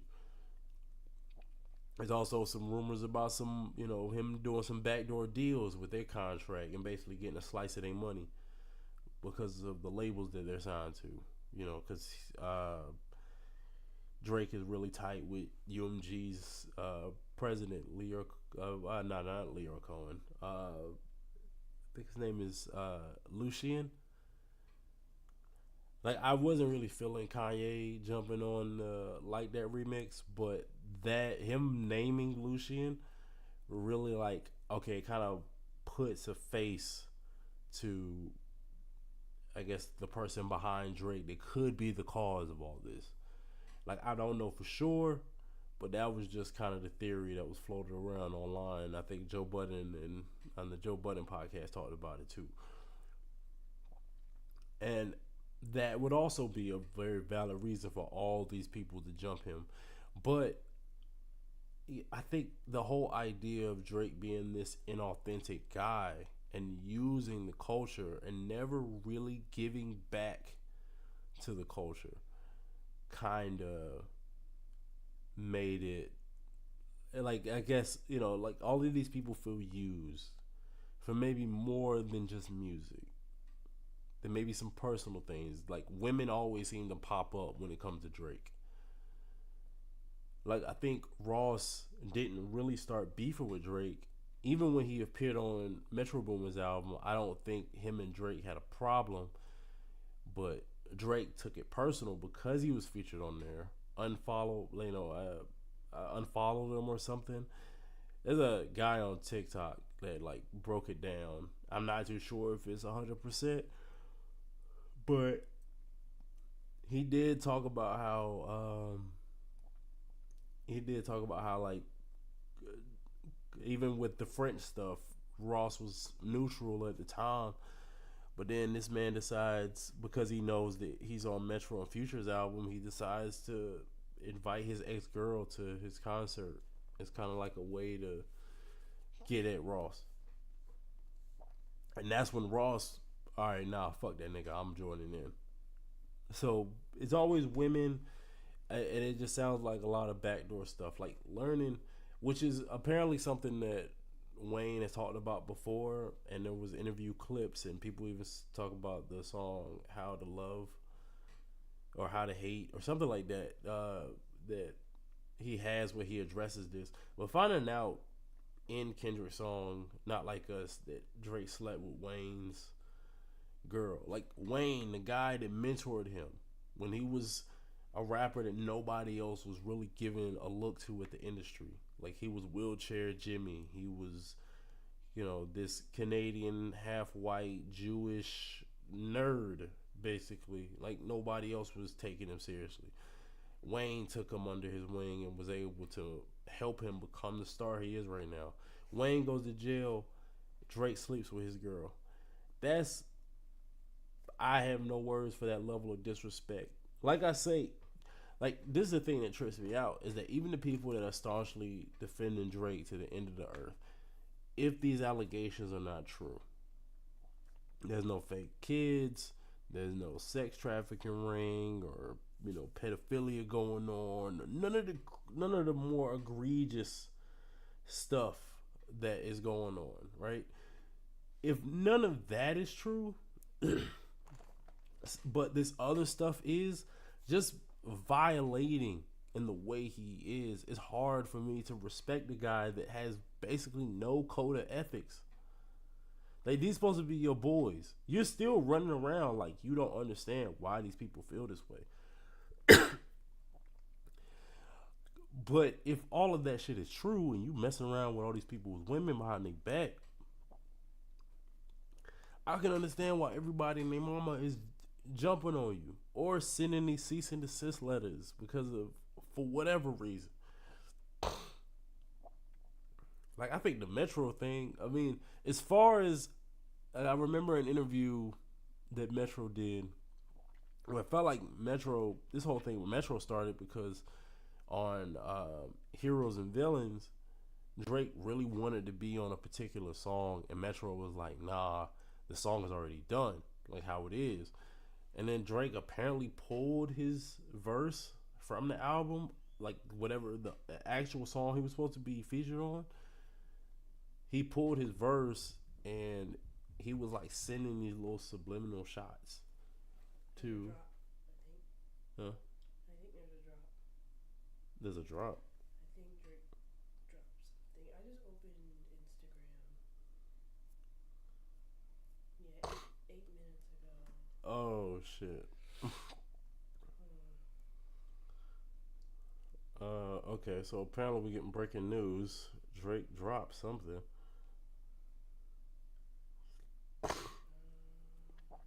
The Heart Part 6 out now. Yeah, 10 minutes. You can go ahead. It's after, so instead of posting my address, you have a lot to address. Oh boy. All right. So, just when I thought this was over with and it was safe to stream, Drake apparently drops. Man, see what I mean? I can't get no rest. I can't get no rest at all. Well, now I'm gonna listen. I'm just be off camera. Go ahead. Oh, I can't play it out loud. Oh no, you can't. Nah, cause of the way my thing is set up. It'll take too much to do that. Okay. All right, I'm about to create a scene real quick. Like the rest of the world. Yeah, I'm about to create a scene real quick, and then we're just going to, man. Well, just when I thought Drake should probably call it a day, this man decides he wants to drop. So yeah, if anybody's on with me, you know, you about to check this shit out with me. It's gonna look crazy, but we're gonna make it work.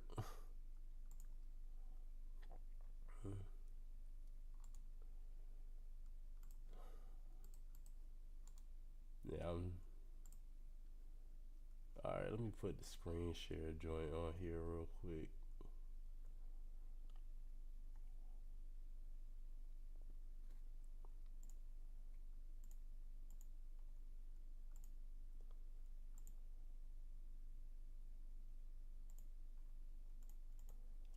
Alright. What did this man do?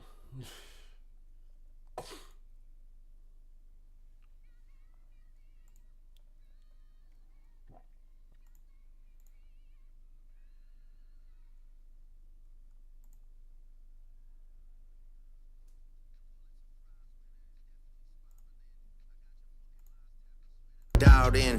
First I was a rat, so where's the proof of the trial then? Where's the paperwork of the cabinet is filed in?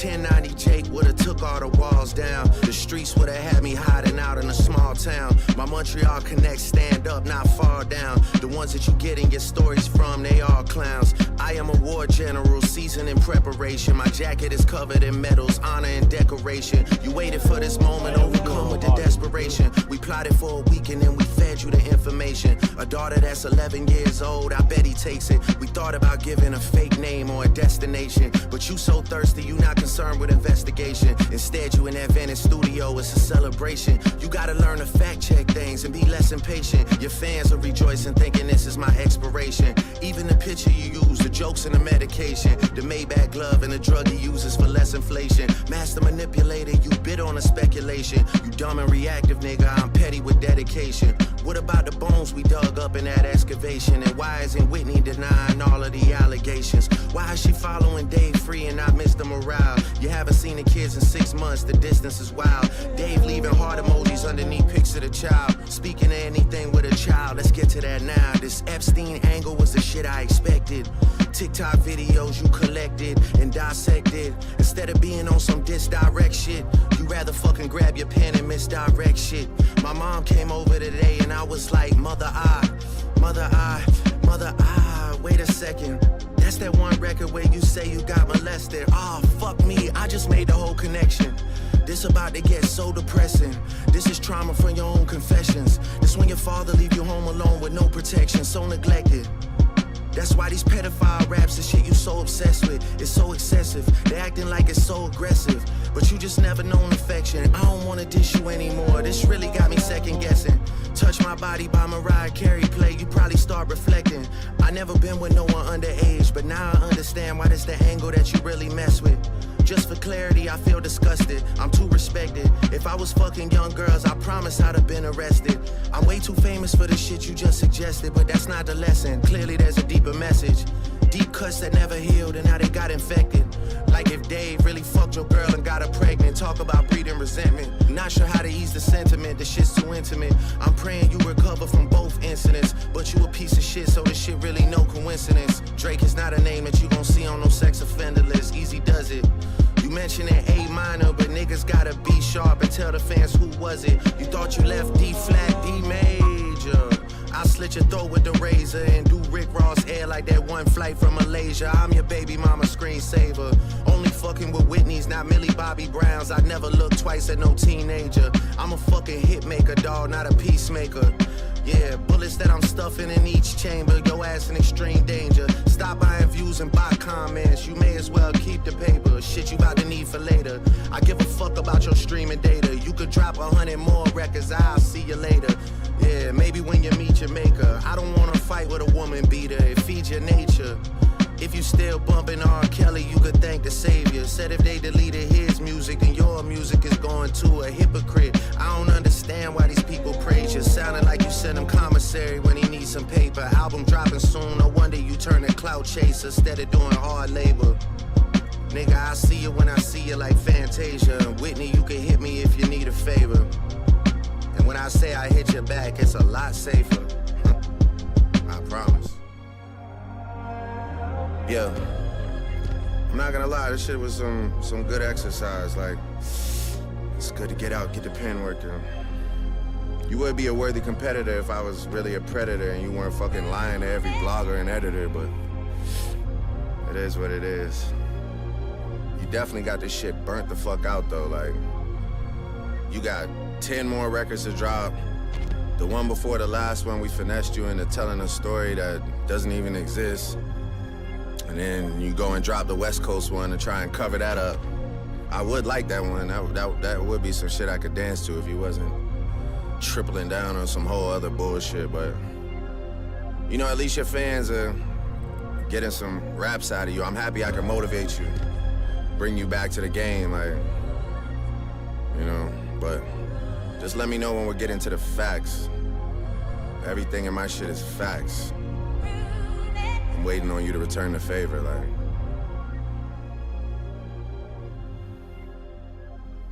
Okay, hold on.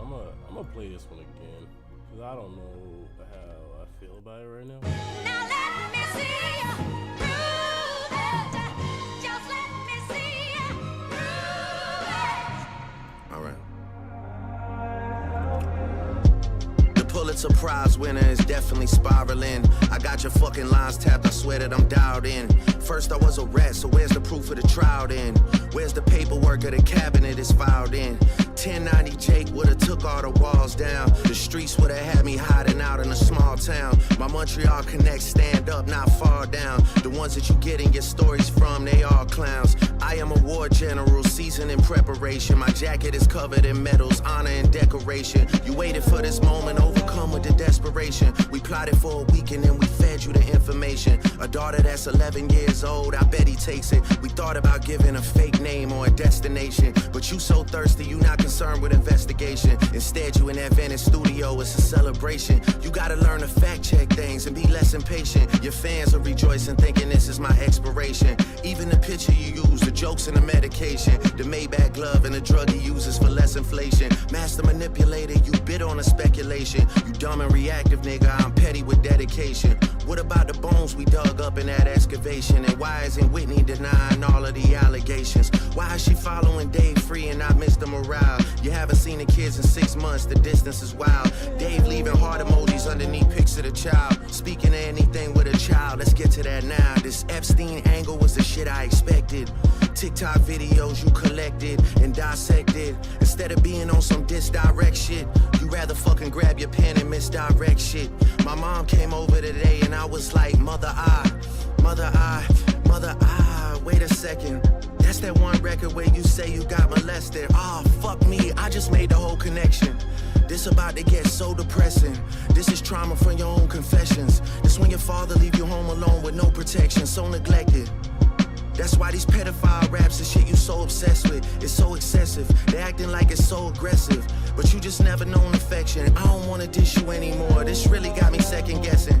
Touch My Body by Mariah Carey play, you probably start reflecting. I never been with no one underage, but now I understand why this the angle that you really mess with. Just for clarity, I feel disgusted. I'm too respected. If I was fucking young girls, I promise I'd have been arrested. I'm way too famous for the shit you just suggested, but that's not the lesson. Clearly there's a deeper message. Deep cuts that never healed and now they got infected. Like if Dave really fucked your girl and got her pregnant. Talk about breeding resentment. Not sure how to ease the sentiment, the shit's too intimate. I'm praying you recover from both incidents, but you a piece of shit, so this shit really no coincidence. Drake is not a name that you gon' see on no sex offender list. Easy does it. You mentioned an A minor, but niggas gotta be sharp and tell the fans who was it. You thought you left D flat, D major. I'll slit your throat with the razor and do Rick Ross hair like that one flight from Malaysia. I'm your baby mama screensaver. Only fucking with Whitney's, not Millie Bobby Brown's. I'd never look twice at no teenager. I'm a fucking hit maker, dawg, not a peacemaker. Yeah, bullets that I'm stuffing in each chamber. Your ass in extreme danger. Stop buying views and buy comments. You may as well keep the paper. Shit you about to need for later. I give a fuck about your streaming data. You could drop 100 more records. I'll see you later. Yeah, maybe when you meet your maker. I don't wanna fight with a woman beater. It feeds your nature. If you still bumping R. Kelly, you could thank the savior. Said if they deleted his music, then your music is going to a hypocrite. I don't understand why these people praise you. Sounding like you sent him commissary when he needs some paper. Album dropping soon, no wonder you turn a clout chaser instead of doing hard labor. Nigga, I see you when I see you like Fantasia. And Whitney, you can hit me if you need a favor. And when I say I hit your back, it's a lot safer. I promise. Yeah, I'm not gonna lie, this shit was some good exercise. Like, it's good to get out, get the pen working. You would be a worthy competitor if I was really a predator and you weren't fucking lying to every blogger and editor, but it is what it is. You definitely got this shit burnt the fuck out though. Like, you got 10 more records to drop. The one before the last one, we finessed you into telling a story that doesn't even exist. And then you go and drop the West Coast one and try and cover that up.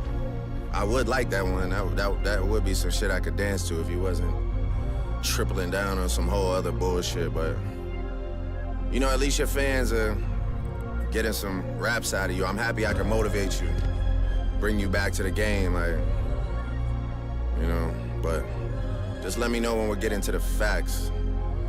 Everything in my shit is facts. I'm waiting on you to return the favor, like.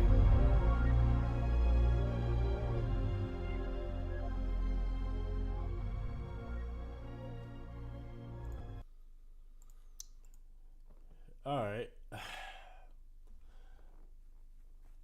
How y'all feeling? feel about this one. I'll go ahead and say I appreciate him addressing the allegations that I've been harping on so hard. So yeah, I'm glad that we at least got an answer for that.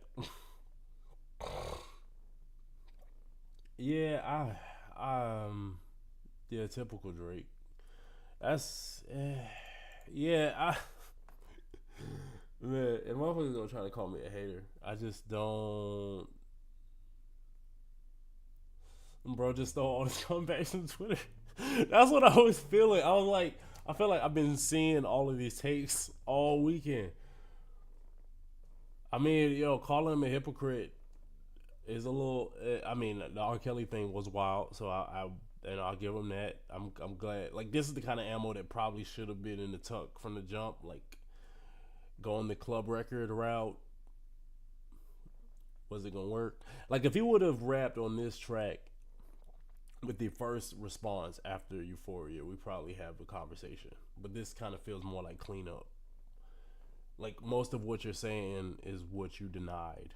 Like, you're denying the stuff that he said, and a lot of it is just like takes that, because if he got finessed and he thought that he was rocking, but he really got finessed, that is a bad look on Kendrick. I'm not gonna lie. But yeah, I don't know. That was and then I'm looking at the cover, and my first thought was like, putting a heart. If that's supposed to be your family, like if that's supposed to be, people you close to, put in a heart. I mean, I don't know what picture it was or whatever, but it's, that's family. Then it's cool to do stuff like that. It don't necessarily mean that like I had a baby with somebody. Yeah, I'm not really feeling this one. We need to let this one go. I'm still standing on it. This is because I'm gonna be real. Like, even I was taking everything that these niggas been saying for dirt from the jump. Like, I didn't really think none of this shit was that real, but like, I didn't start feeling like this nigga might be guilty until he was not addressing it. So now that he's addressing it, it's like, okay, cool. At least we know. At least we know your side of the story, that is not true. I really appreciate that, Drake. I won't feel, unless more information comes out, and until otherwise, now I don't feel uncomfortable listening to Drake music. But yeah, I don't know. I just,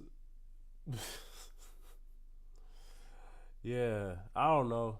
That was just kind of a weak, limp way to end the weekend, I guess. Unless Kendrick just decides to drop before the night's over with. So yeah, we got an exclusive. We got to get everybody's thoughts on this track. And I don't want to sound like a hater. Like I said, I'm happy that he addressed everything.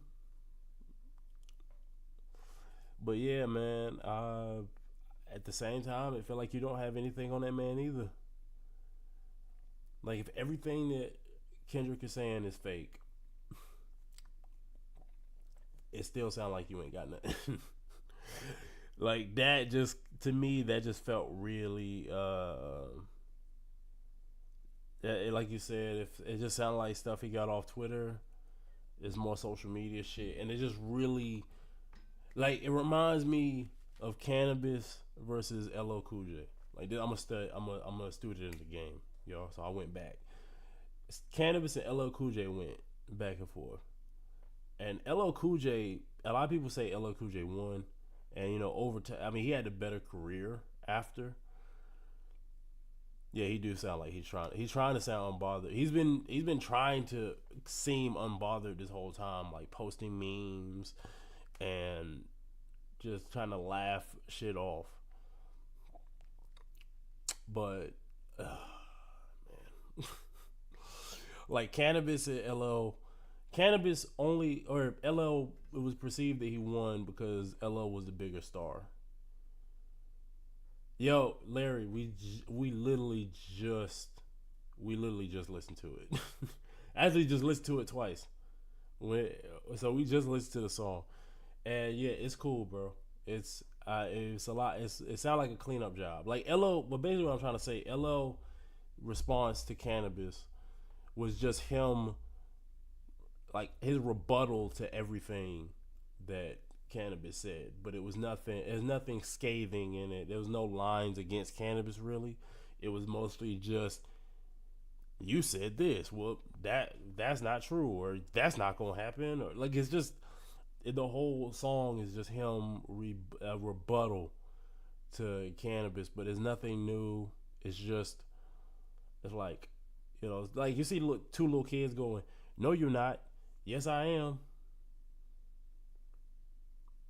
And then it just kind of it's just that back and forth. Like it's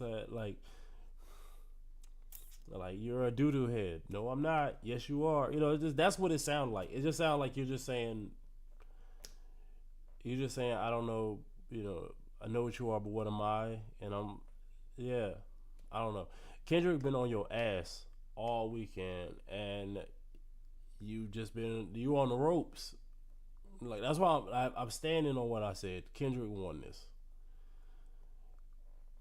Like he gonna have to get Whitney, Dave Free. Yeah, I talked about that earlier. You bringing up about yeah, Hector. We literally just listened to it. Like we just listened to it like a couple minutes ago, and it just sounds like it's a rebuttal. I appreciate him addressing the allegations and denying it. Drake sounds defeated. He do sound defeated. He definitely do sound defeated. Like that's kind of how I felt. And as far as like,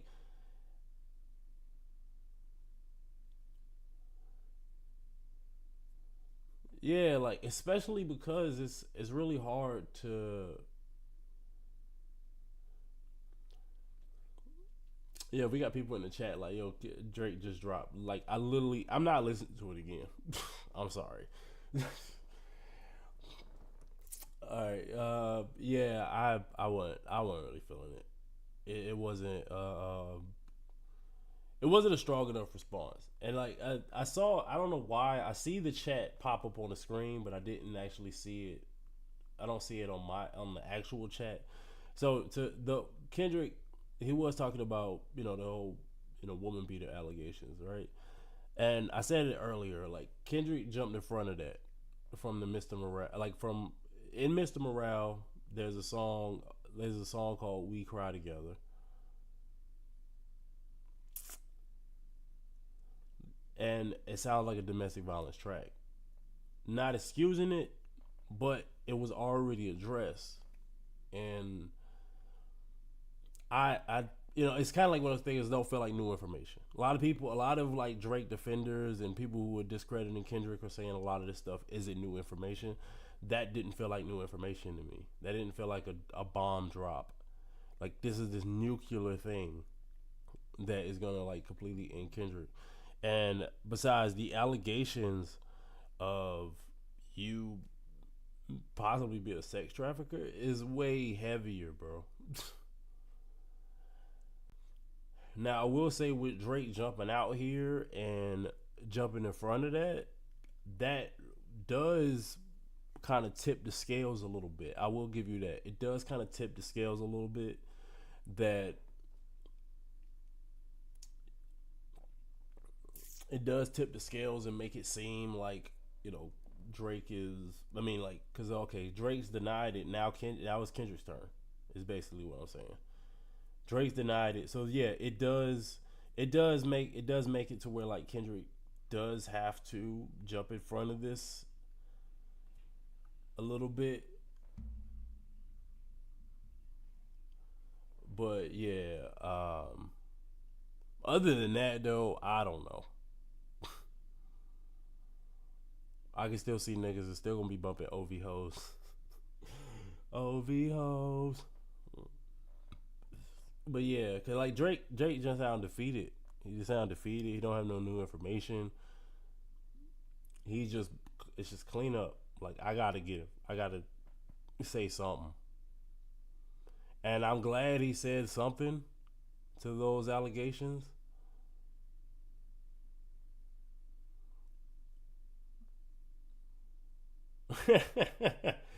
Yeah, K Dot the goat. Yeah, yo, he sound defeated. He sound like I gotta get something out. I gotta jump in front of this stuff, and it just sound like he getting his information from Twitter again. Cause that R. Kelly line is crazy. Because it was literally just being brought up today. Like at least I was seeing it today. Either it started last night or it was seeing it today. But yeah, I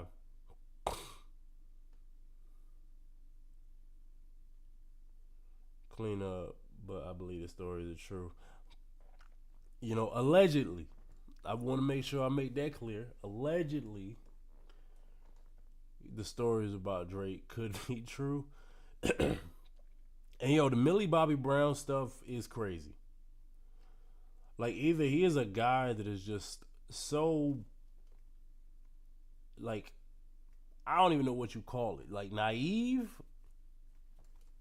that he thinks that texting a 14-year-old girl about boys, because that's what she said in the interview. You can look it up. Like she said that he talks to her about boys, and I'm like, yeah, bro, you're not gonna get that off. You're not gonna get that off. So either he's just that, like, just clueless, which there's no way, or like he was really on some shicey stuff. So that has to be addressed. Like he mentioned her, but like, bro, we need a little more clarification than that, because there are other stories out there. So yeah, like the Kendrick stuff. I mean, other than that song and Drake talking about it in this song, like there's nothing concrete about any of this stuff that he's talking about. There are stuff that I could point to that not necessarily saying that something happened, but it just seems a little sus. Why are you texting Millie Bobby Brown at 14 years old? There's another girl that he's flicked up on Instagram, and they rip him on Twitter already. I ain't got Twitter no more, so damn. Yeah. The one thing I will say is that I do appreciate him jumping out in front of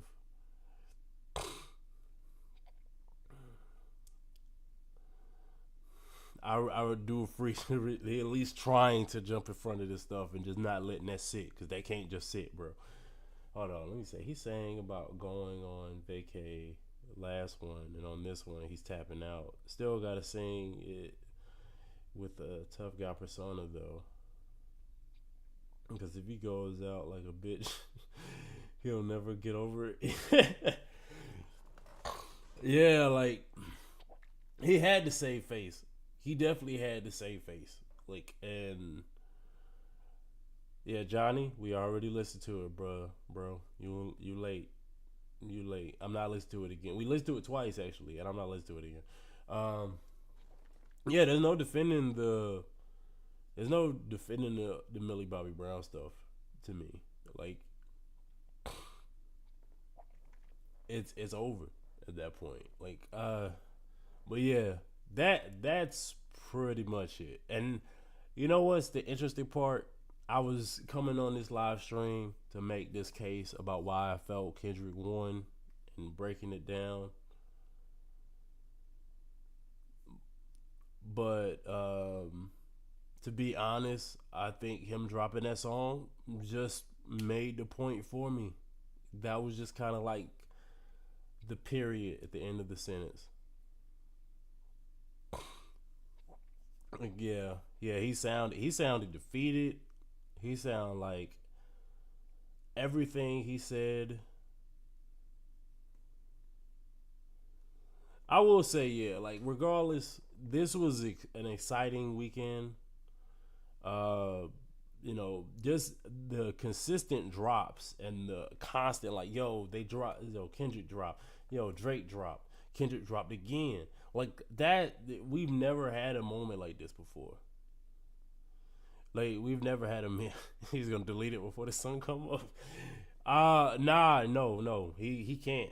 He can't. He got to keep it up because he got to. That's got to be his on wax, trying to at least defend himself against them allegations. Cause that's crazy. Because those are crazy. You can't just let them sit out there. He got to keep that up. Like even as embarrassing as it is, he got to keep that song up because you can't let that one just let that one fester. Especially with a song banging out in the clubs calling you a pedophile. You got to jump out in front of that. But yeah, like it. I mean, I won't take away from the battle. Like it was definitely an exciting time for hip hop. It really did get dark at the end. It definitely got dark. Like as the song started to come out, it got dark. It got real dark. Didn't think it was gonna take this turn. Once again, I would like to apologize to J. Cole. Cause I said, bro, why you backing out? It's just rap. Now I realize this is not just rap. He made the right decision, apologizing and saying, I'll see y'all at the other end of this. I'm gonna go work on my album. I ain't getting involved in all that. And he made the right decision because this got crazy fast. So, we got like 22 people in the stream. I really appreciate y'all pulling up because this was dope. A lot of dope engagement. I will be back next week, 8:00, live streaming. Probably gonna be talking about more Drake and Kendrick because this shit just seems to never stop. I'm tired, but like I ain't getting no live stream until next Sunday. I ain't like these other YouTubers. I'm gonna just let this shit slide right now. But Kendrick won. Unless Drake really got something in the tuck, if he could pull it out, I'll change my mind. But right now, Drake won. I mean, no, Kendrick won. I'm tripping. And that song just basically put the period at the end of it. We already listened to it. Yeah, see, we getting people like coming in like the last second and then realizing like, I thought you said Kendrick dropped. I was like, no, I can't.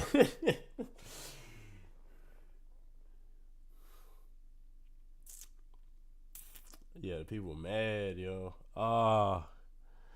Yeah. I mean, I was listening to it. I was waiting. Cause like I was gonna give him a shot.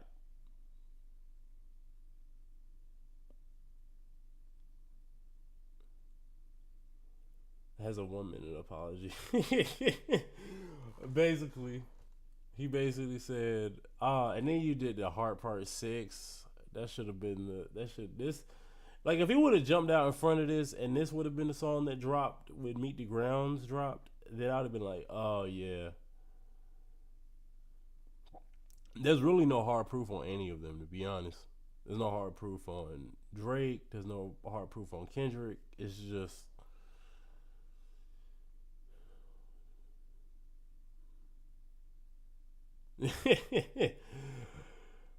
man, it feel like at this point I don't know, but I was up Friday until like 1:00 in the morning. I ain't doing that again. I got work in the morning. You know what I'm saying? If y'all want to hit a nigga up on a Cash App and y'all want to fund my live streaming journey so I don't have to go back to work, I will be here all night. But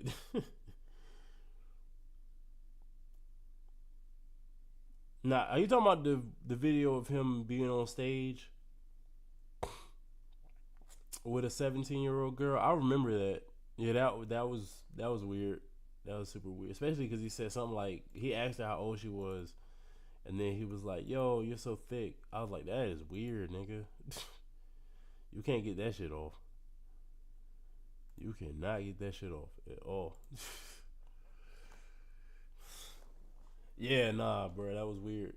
That's what I'm saying. It's like it's really hard to jump out in front of that stuff when it getting weird.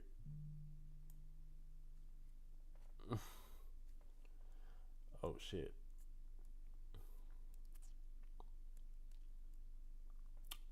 Hold on, we got a tweet in the chat. I need to get my phone out to see it. But yeah, like I'm not. Yeah, we're not gonna do this. Like I said, the only thing I could give him is that I would at least appreciate that he said he at least said something. Like he needed to say something.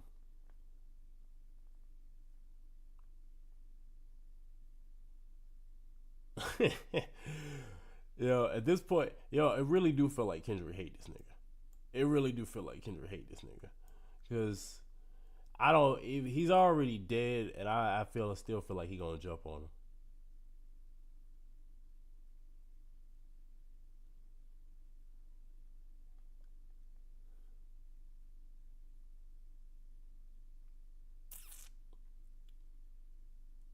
He can't diss no one.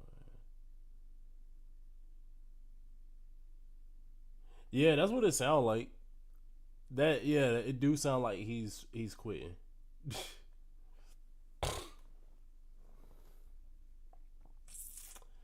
Like it do sound like he's out of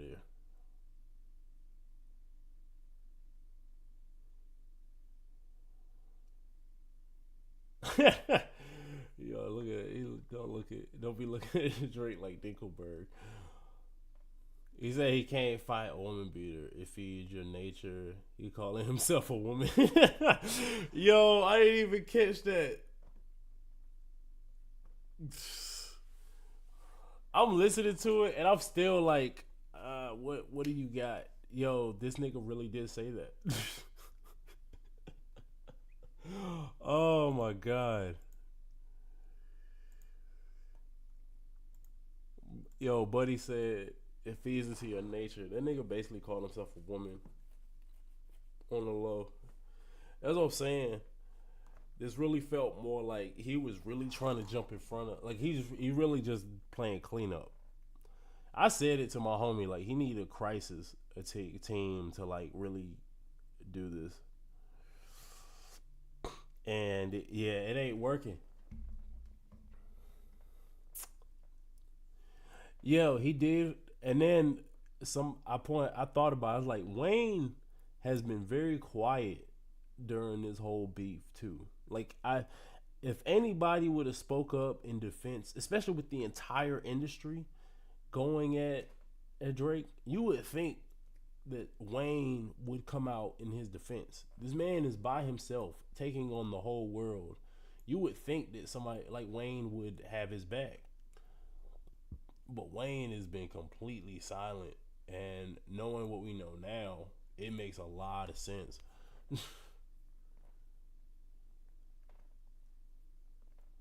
Yeah, I talked about that earlier. Yeah, he said it on an interview, and apparently there's a song about it, but I don't remember the song. But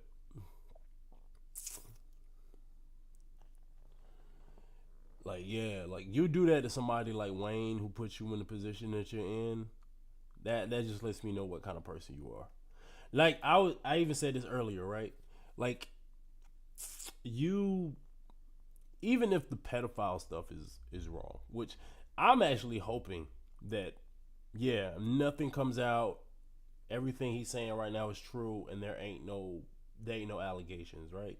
I'm actually, that's the best case scenario for me personally, because that means there's no victims out there. But like all this other shicey stuff that you're being accused of, even if it's not on the same scale, it's still bad. Still a bad look. Like it would make everybody that's going up against you seem justified that they are all coming at your neck.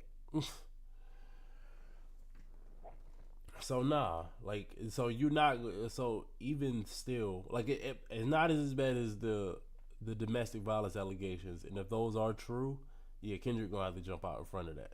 There's no doubt about that. But, well, true or not, he need to jump out in front of it and like clear his name. But yeah, this song wasn't it. Let me see. What else? Let me get some other. Let me read some other chat.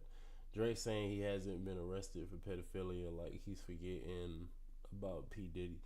Yeah, exactly. Like you are a powerful person, and even if like people aren't feeling your music, like they may have, a few years ago, you're still a person that makes a lot of money for a lot of people, and they will protect you. R. Kelly didn't really go down for everything he did until after he stopped making hits. They ignored him. They ignored all this other stuff when he was in his prime, making all this money for these record labels. Once he stopped making hits and he stopped being relevant, that's when the docuseries came out, and that's when they decided, oh, we're gonna put cases on you. You going to jail. Diddy out, Diddy may be the same way. Or I feel like with Diddy, he made an error because when the Cassie thing happened, all it takes is one person. All it takes is one person to speak out, and then you out of here after that.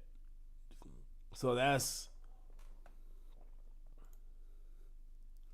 I feel like that's part of it too. With the Diddy thing is that I feel like he made a mistake shouting out Cassie during, I think it was the VMAs. He got like a Lifetime Achievement Award or something. That messed him up really bad, and I think that's what kind of just led to the floodgates opening.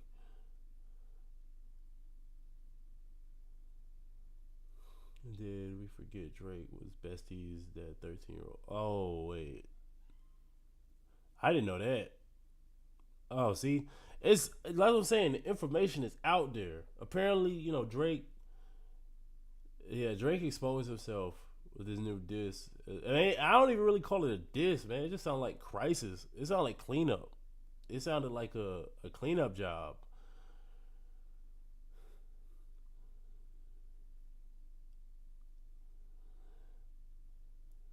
Yeah, like it's really hard to take it seriously. I will just say I'm happy he at least said something. I thought he was just gonna try to let it go away. And actually, I think the reason why he sounds so upset is the fact that he thought it was gonna go away. He thought once it came out that the story about the girl, the daughter, the secret daughter was fake, that all of the other stuff was gonna be perceived as fake. But nah, then Kendrick drops the new song. Kendrick drops the new song, and the new song is even doubling down on the allegations that you wanted to go away if you didn't speak on it. I feel like he really thought it was gonna go away, and it didn't go away because that song is everywhere right now. Not Like Us is everywhere right now, so that's why he felt like he had to say something. So that makes perfect sense. Allegedly, like he thought that shit was gonna go away. He thought, oh, the girl, the daughter story being fake. Okay, cool. They're gonna let that go because I had some people telling me that like all of the information was fake. Why would like the fake daughter angle? I could see that being like a, because if you can't prove it, it makes you look crazy. So I could see that being something that you would just feed to your enemies to try to make them look bad in this. But nah, there's no way you trying to say, oh yeah, tell them I'm a pedophile too when we got girls being trafficked in and out the house. And then we're gonna like go, I see you lying. There's no way you're gonna get that off. Especially when you know that there are stories out there, and like he's all over the internet all the time. There's no way he don't know these stories is out here.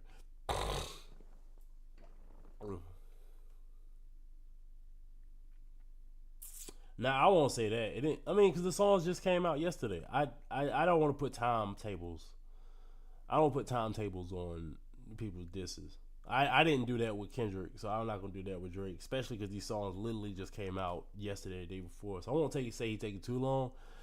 I think this is what happened. I feel like he thought he was gonna drop push-ups, tease that he got this red button, and that the red button was the domestic violence angle on Family Matters, and then the whole thing about Dave Free maybe being the father of his son.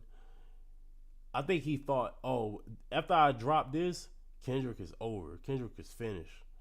But Kendrick was 10 steps ahead of him and completely stomped out his momentum.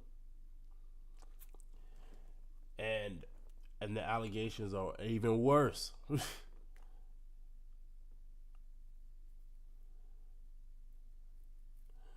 Like, so yeah, it definitely like just took the steam completely out of what Drake said, and I think that he thought he had a plan and that plan backfired. Like Kendrick was way ahead of him on this, and that's the scary part too, is that Kendrick said he still got more in the tuck, and if he's saying that the rabbit hole, I mean on Not Like Us, he said the rabbit hole goes deeper. If Kendrick drops something and it's even more damning and there's more evidence behind it, like what he's saying, this one will look even worse.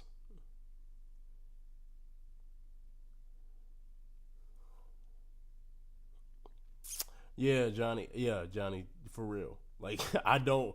Like I went into. I was so disappointed. Like I did a video a few weeks ago, like 3 weeks ago, talking about how disappointed I was in Cole. But in hindsight, he made the right call. After this weekend, I can say confidently Cole made the right call and sat this shit out, because this got crazy fast. Like, yeah, John. Like originally, I thought it was just beef. I mean, it's just lyrics. It's just rap. Like Kendrick's like that verse. It was just creative. Like his like that verse was it was just creative, but it wasn't nothing crazy, right? So I'm thinking, oh, it's just bars. But after seeing how things went, I even thought, like, I know Cole and Kendrick are cool. What if Kendrick, hit up Cole and was like, yo, I know you thinking about getting into this. Or I heard 7-minute drill. I know you getting into this. This ain't just rap. I just want you to be prepared that this shit about to get ugly. Gave him the heads up. Or maybe he got whiff of what Drake was going to do. Like Drake wasn't just gonna keep it rap. Like he was gonna expose Kendrick and try to eliminate Kendrick or something. And Cole was like, "Oh nah, that's not what I want. I want rap. I wanted to go bar for bar. I ain't into all this messy shit." And if that's the case, yeah. I mean, no matter what, whether that's the case or he really did just feel in his spirit and bowed out, it will go down as one of the smartest decisions in this entire thing when it's all said and done. Because this definitely was not just about bars, and I completely understand why Cole said I don't want nothing to do with this. He said Drake is the Milli Vanilli of hip hop. Now, okay, so Drake will never be the GOAT in my opinion, because he does do ghosts. He does have ghostwriters. He does gets extra help and stuff with his music. But I wouldn't completely dismiss him as like untalented. Like Milli Vanilli it wasn't even their voice. It wasn't even their voice, their lyrics or nothing.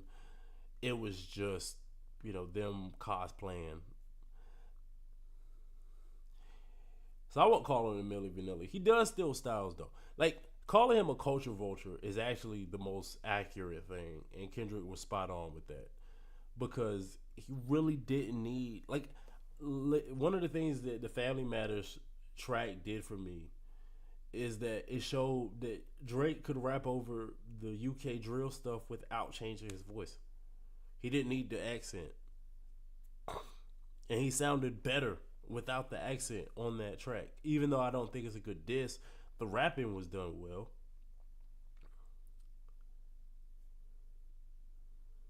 the voice on the disc one more time. You can hear his voice reading off the words. Yeah, okay. Alright, I'm gonna play it one more time for anybody that didn't hear it. I'm literally hanging on right now because I was gonna go ahead and disconnect. I'm hanging on to see if Kendrick does drop again, but I'm only giving it 30 more minutes. Just let me see you prove it. All right. The Pulitzer Prize winner is definitely spiraling. I got your fucking lines tapped, I swear that I'm dialed in. First I was a rat, so where's the proof of the trial then? Where's the paperwork of the cabinet is filed in? 1090 Jake would've took all the walls down. The streets would've had me hiding out in a small town. My Montreal connects stand up, not fall down. The ones that you getting your stories from, they all clowns. I am a war general, seasoned in preparation. My jacket is covered in medals, honor and decoration. You waited for this moment, overcome with the desperation. We plotted for a week and then we fed you the information. A daughter that's 11 years old, I bet he takes it. We thought about giving a fake name or a destination, but you so thirsty, you not concerned with investigation. Instead, you in that Venice studio, it's a celebration. You gotta learn to fact check things and be less impatient. Your fans are rejoicing, thinking this is my expiration. Even the picture you use, the jokes and the medication, the Maybach glove and the drug he uses for less inflation. Master manipulator, you bid on a speculation. You dumb and reactive, nigga, I'm petty with dedication. What about the bones we dug up in that excavation? And why isn't Whitney denying all of the allegations? Why is she following Dave Free and not Mr. Morale? You haven't seen the kids in 6 months, the distance is wild. Dave leaving heart emojis underneath pics of the child. Speaking of anything with a child, let's get to that now. This Epstein angle was the shit I expected. TikTok videos you collected and dissected. Instead of being on some disdirect shit, you rather fucking grab your pen and misdirect shit. My mom came over today and I was like, mother, wait a second.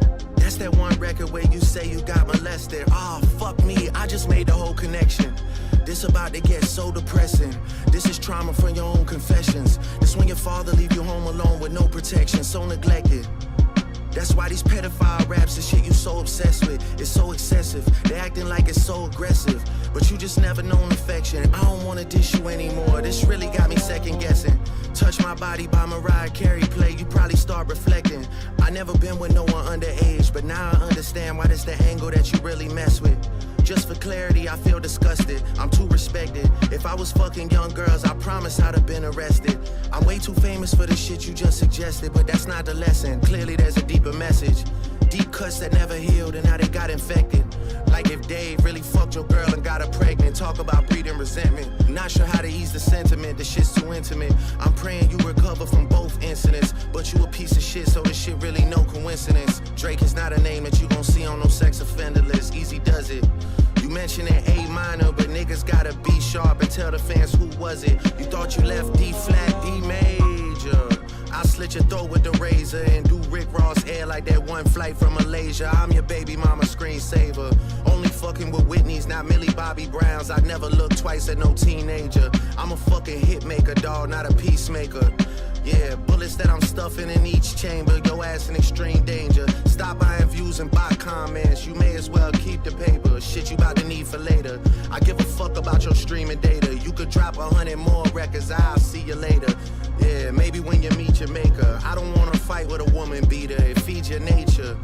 If you still bumping R. Kelly, you could thank the savior. Said if they deleted his music, then your music is going to a hypocrite. I don't understand why these people praise you. Sounding like you sent him commissary when he needs some paper. Album dropping soon, no wonder you turn a clout chaser instead of doing hard labor. Nigga, I see you when I see you like Fantasia. Whitney, you can hit me if you need a favor. And when I say I hit your back, it's a lot safer. I promise. Yeah, I'm not gonna lie, this shit was some good exercise. Like, it's good to get out, get the pen work done.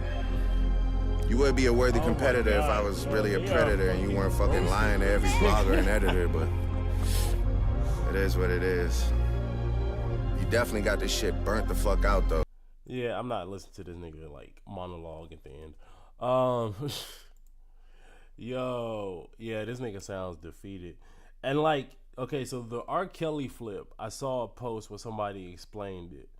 And he basically said they're saying Kendrick like he's basically saying that Kendrick only said that thing about R. Kelly and the streaming services because he wanted white abusers and their music to be pulled the same way. Which is, on one hand, I can see why that could still be a little crazy, to be honest. But I can understand where that's coming from versus him trying to, him just trying to defend R. Kelly, trying to make it sound like he's defending R. Kelly. Yeah, he didn't say much. Like we listened to it the first couple times, like in full when I played it, but it wasn't. He didn't say anything. He wasn't really saying anything, and I'm just looking online. And it's just they are roasting the fuck out of him. Like I saw one person said, "Why would you even bring?" Like basically saying, just because you said that they're 18 or just turned 18, doesn't make it better. Like it makes it a little better because they were legal, I guess. But you was a creeper, like waiting around the corner until it happened, until they became of age. It doesn't fit. It doesn't fix it. It doesn't fix the allegations, man.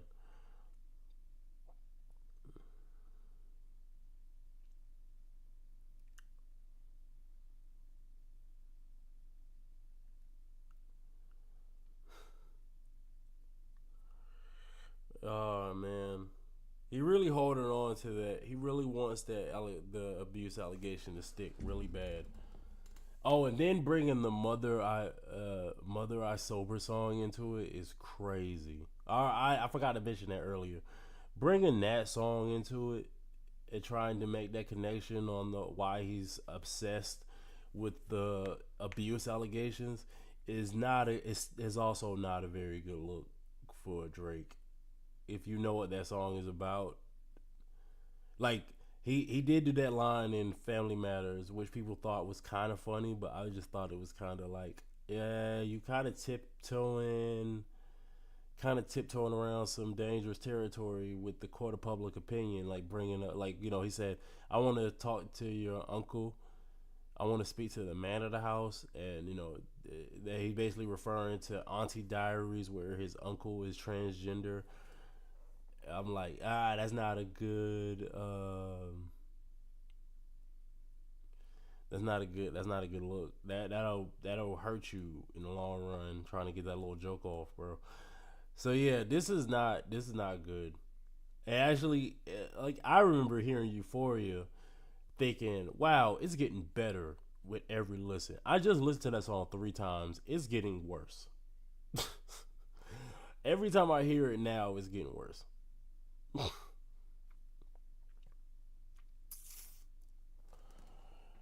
Yeah, man.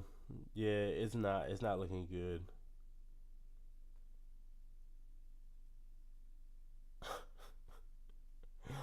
It's not looking good. Yeah, I don't know. Maybe yeah, he was definitely in a lose-lose situation with that. That was not a good look. That was not good. That was not good. You know what? Kendrick don't even have to drop. I'd be surprised if Kendrick don't even say a word. This man killed himself. That was what you came back with. That's what you came back with. And yeah, he was in a lose-lose situation because you just couldn't just sit there and not say nothing. But you that was not the right way to do it. Yeah, I don't think he's gonna respond. He doesn't have to. Ah man, yeah, and I'm about to wrap it up. I'm about to wrap it up, y'all. Cause yeah, uh, but this was fun. This was fun. at least I don't have to speculate about what Drake's next move is gonna be. I don't have to worry about that now because it don't look like. I mean, I know he got a diss in the tuck, but I really don't. I don't see it, man. I don't. There's no point at this point. There's no point. But yeah, I'm gonna just leave y'all with that. Dream Till It's Over. My album is out right now at www.vinnydangerous.com. The information is right, scrolling on the screen. And also in the link in the description. I really appreciate y'all hanging out with me. I stayed on longer. Thanks to Drake. I appreciate you giving us more confirmation that Kendrick won this battle. It is over. Let's just put a nail in it. Like, Kendrick could probably drop again, but really, bro, you just gonna beat a dead horse at this point because it is over. It is over. But all right, y'all. I'm about to call it a night. Clajua. Y'all about to call it a night, man. I appreciate y'all hanging out with me. I'll be back next week at 8 p.m. But until next time, much love.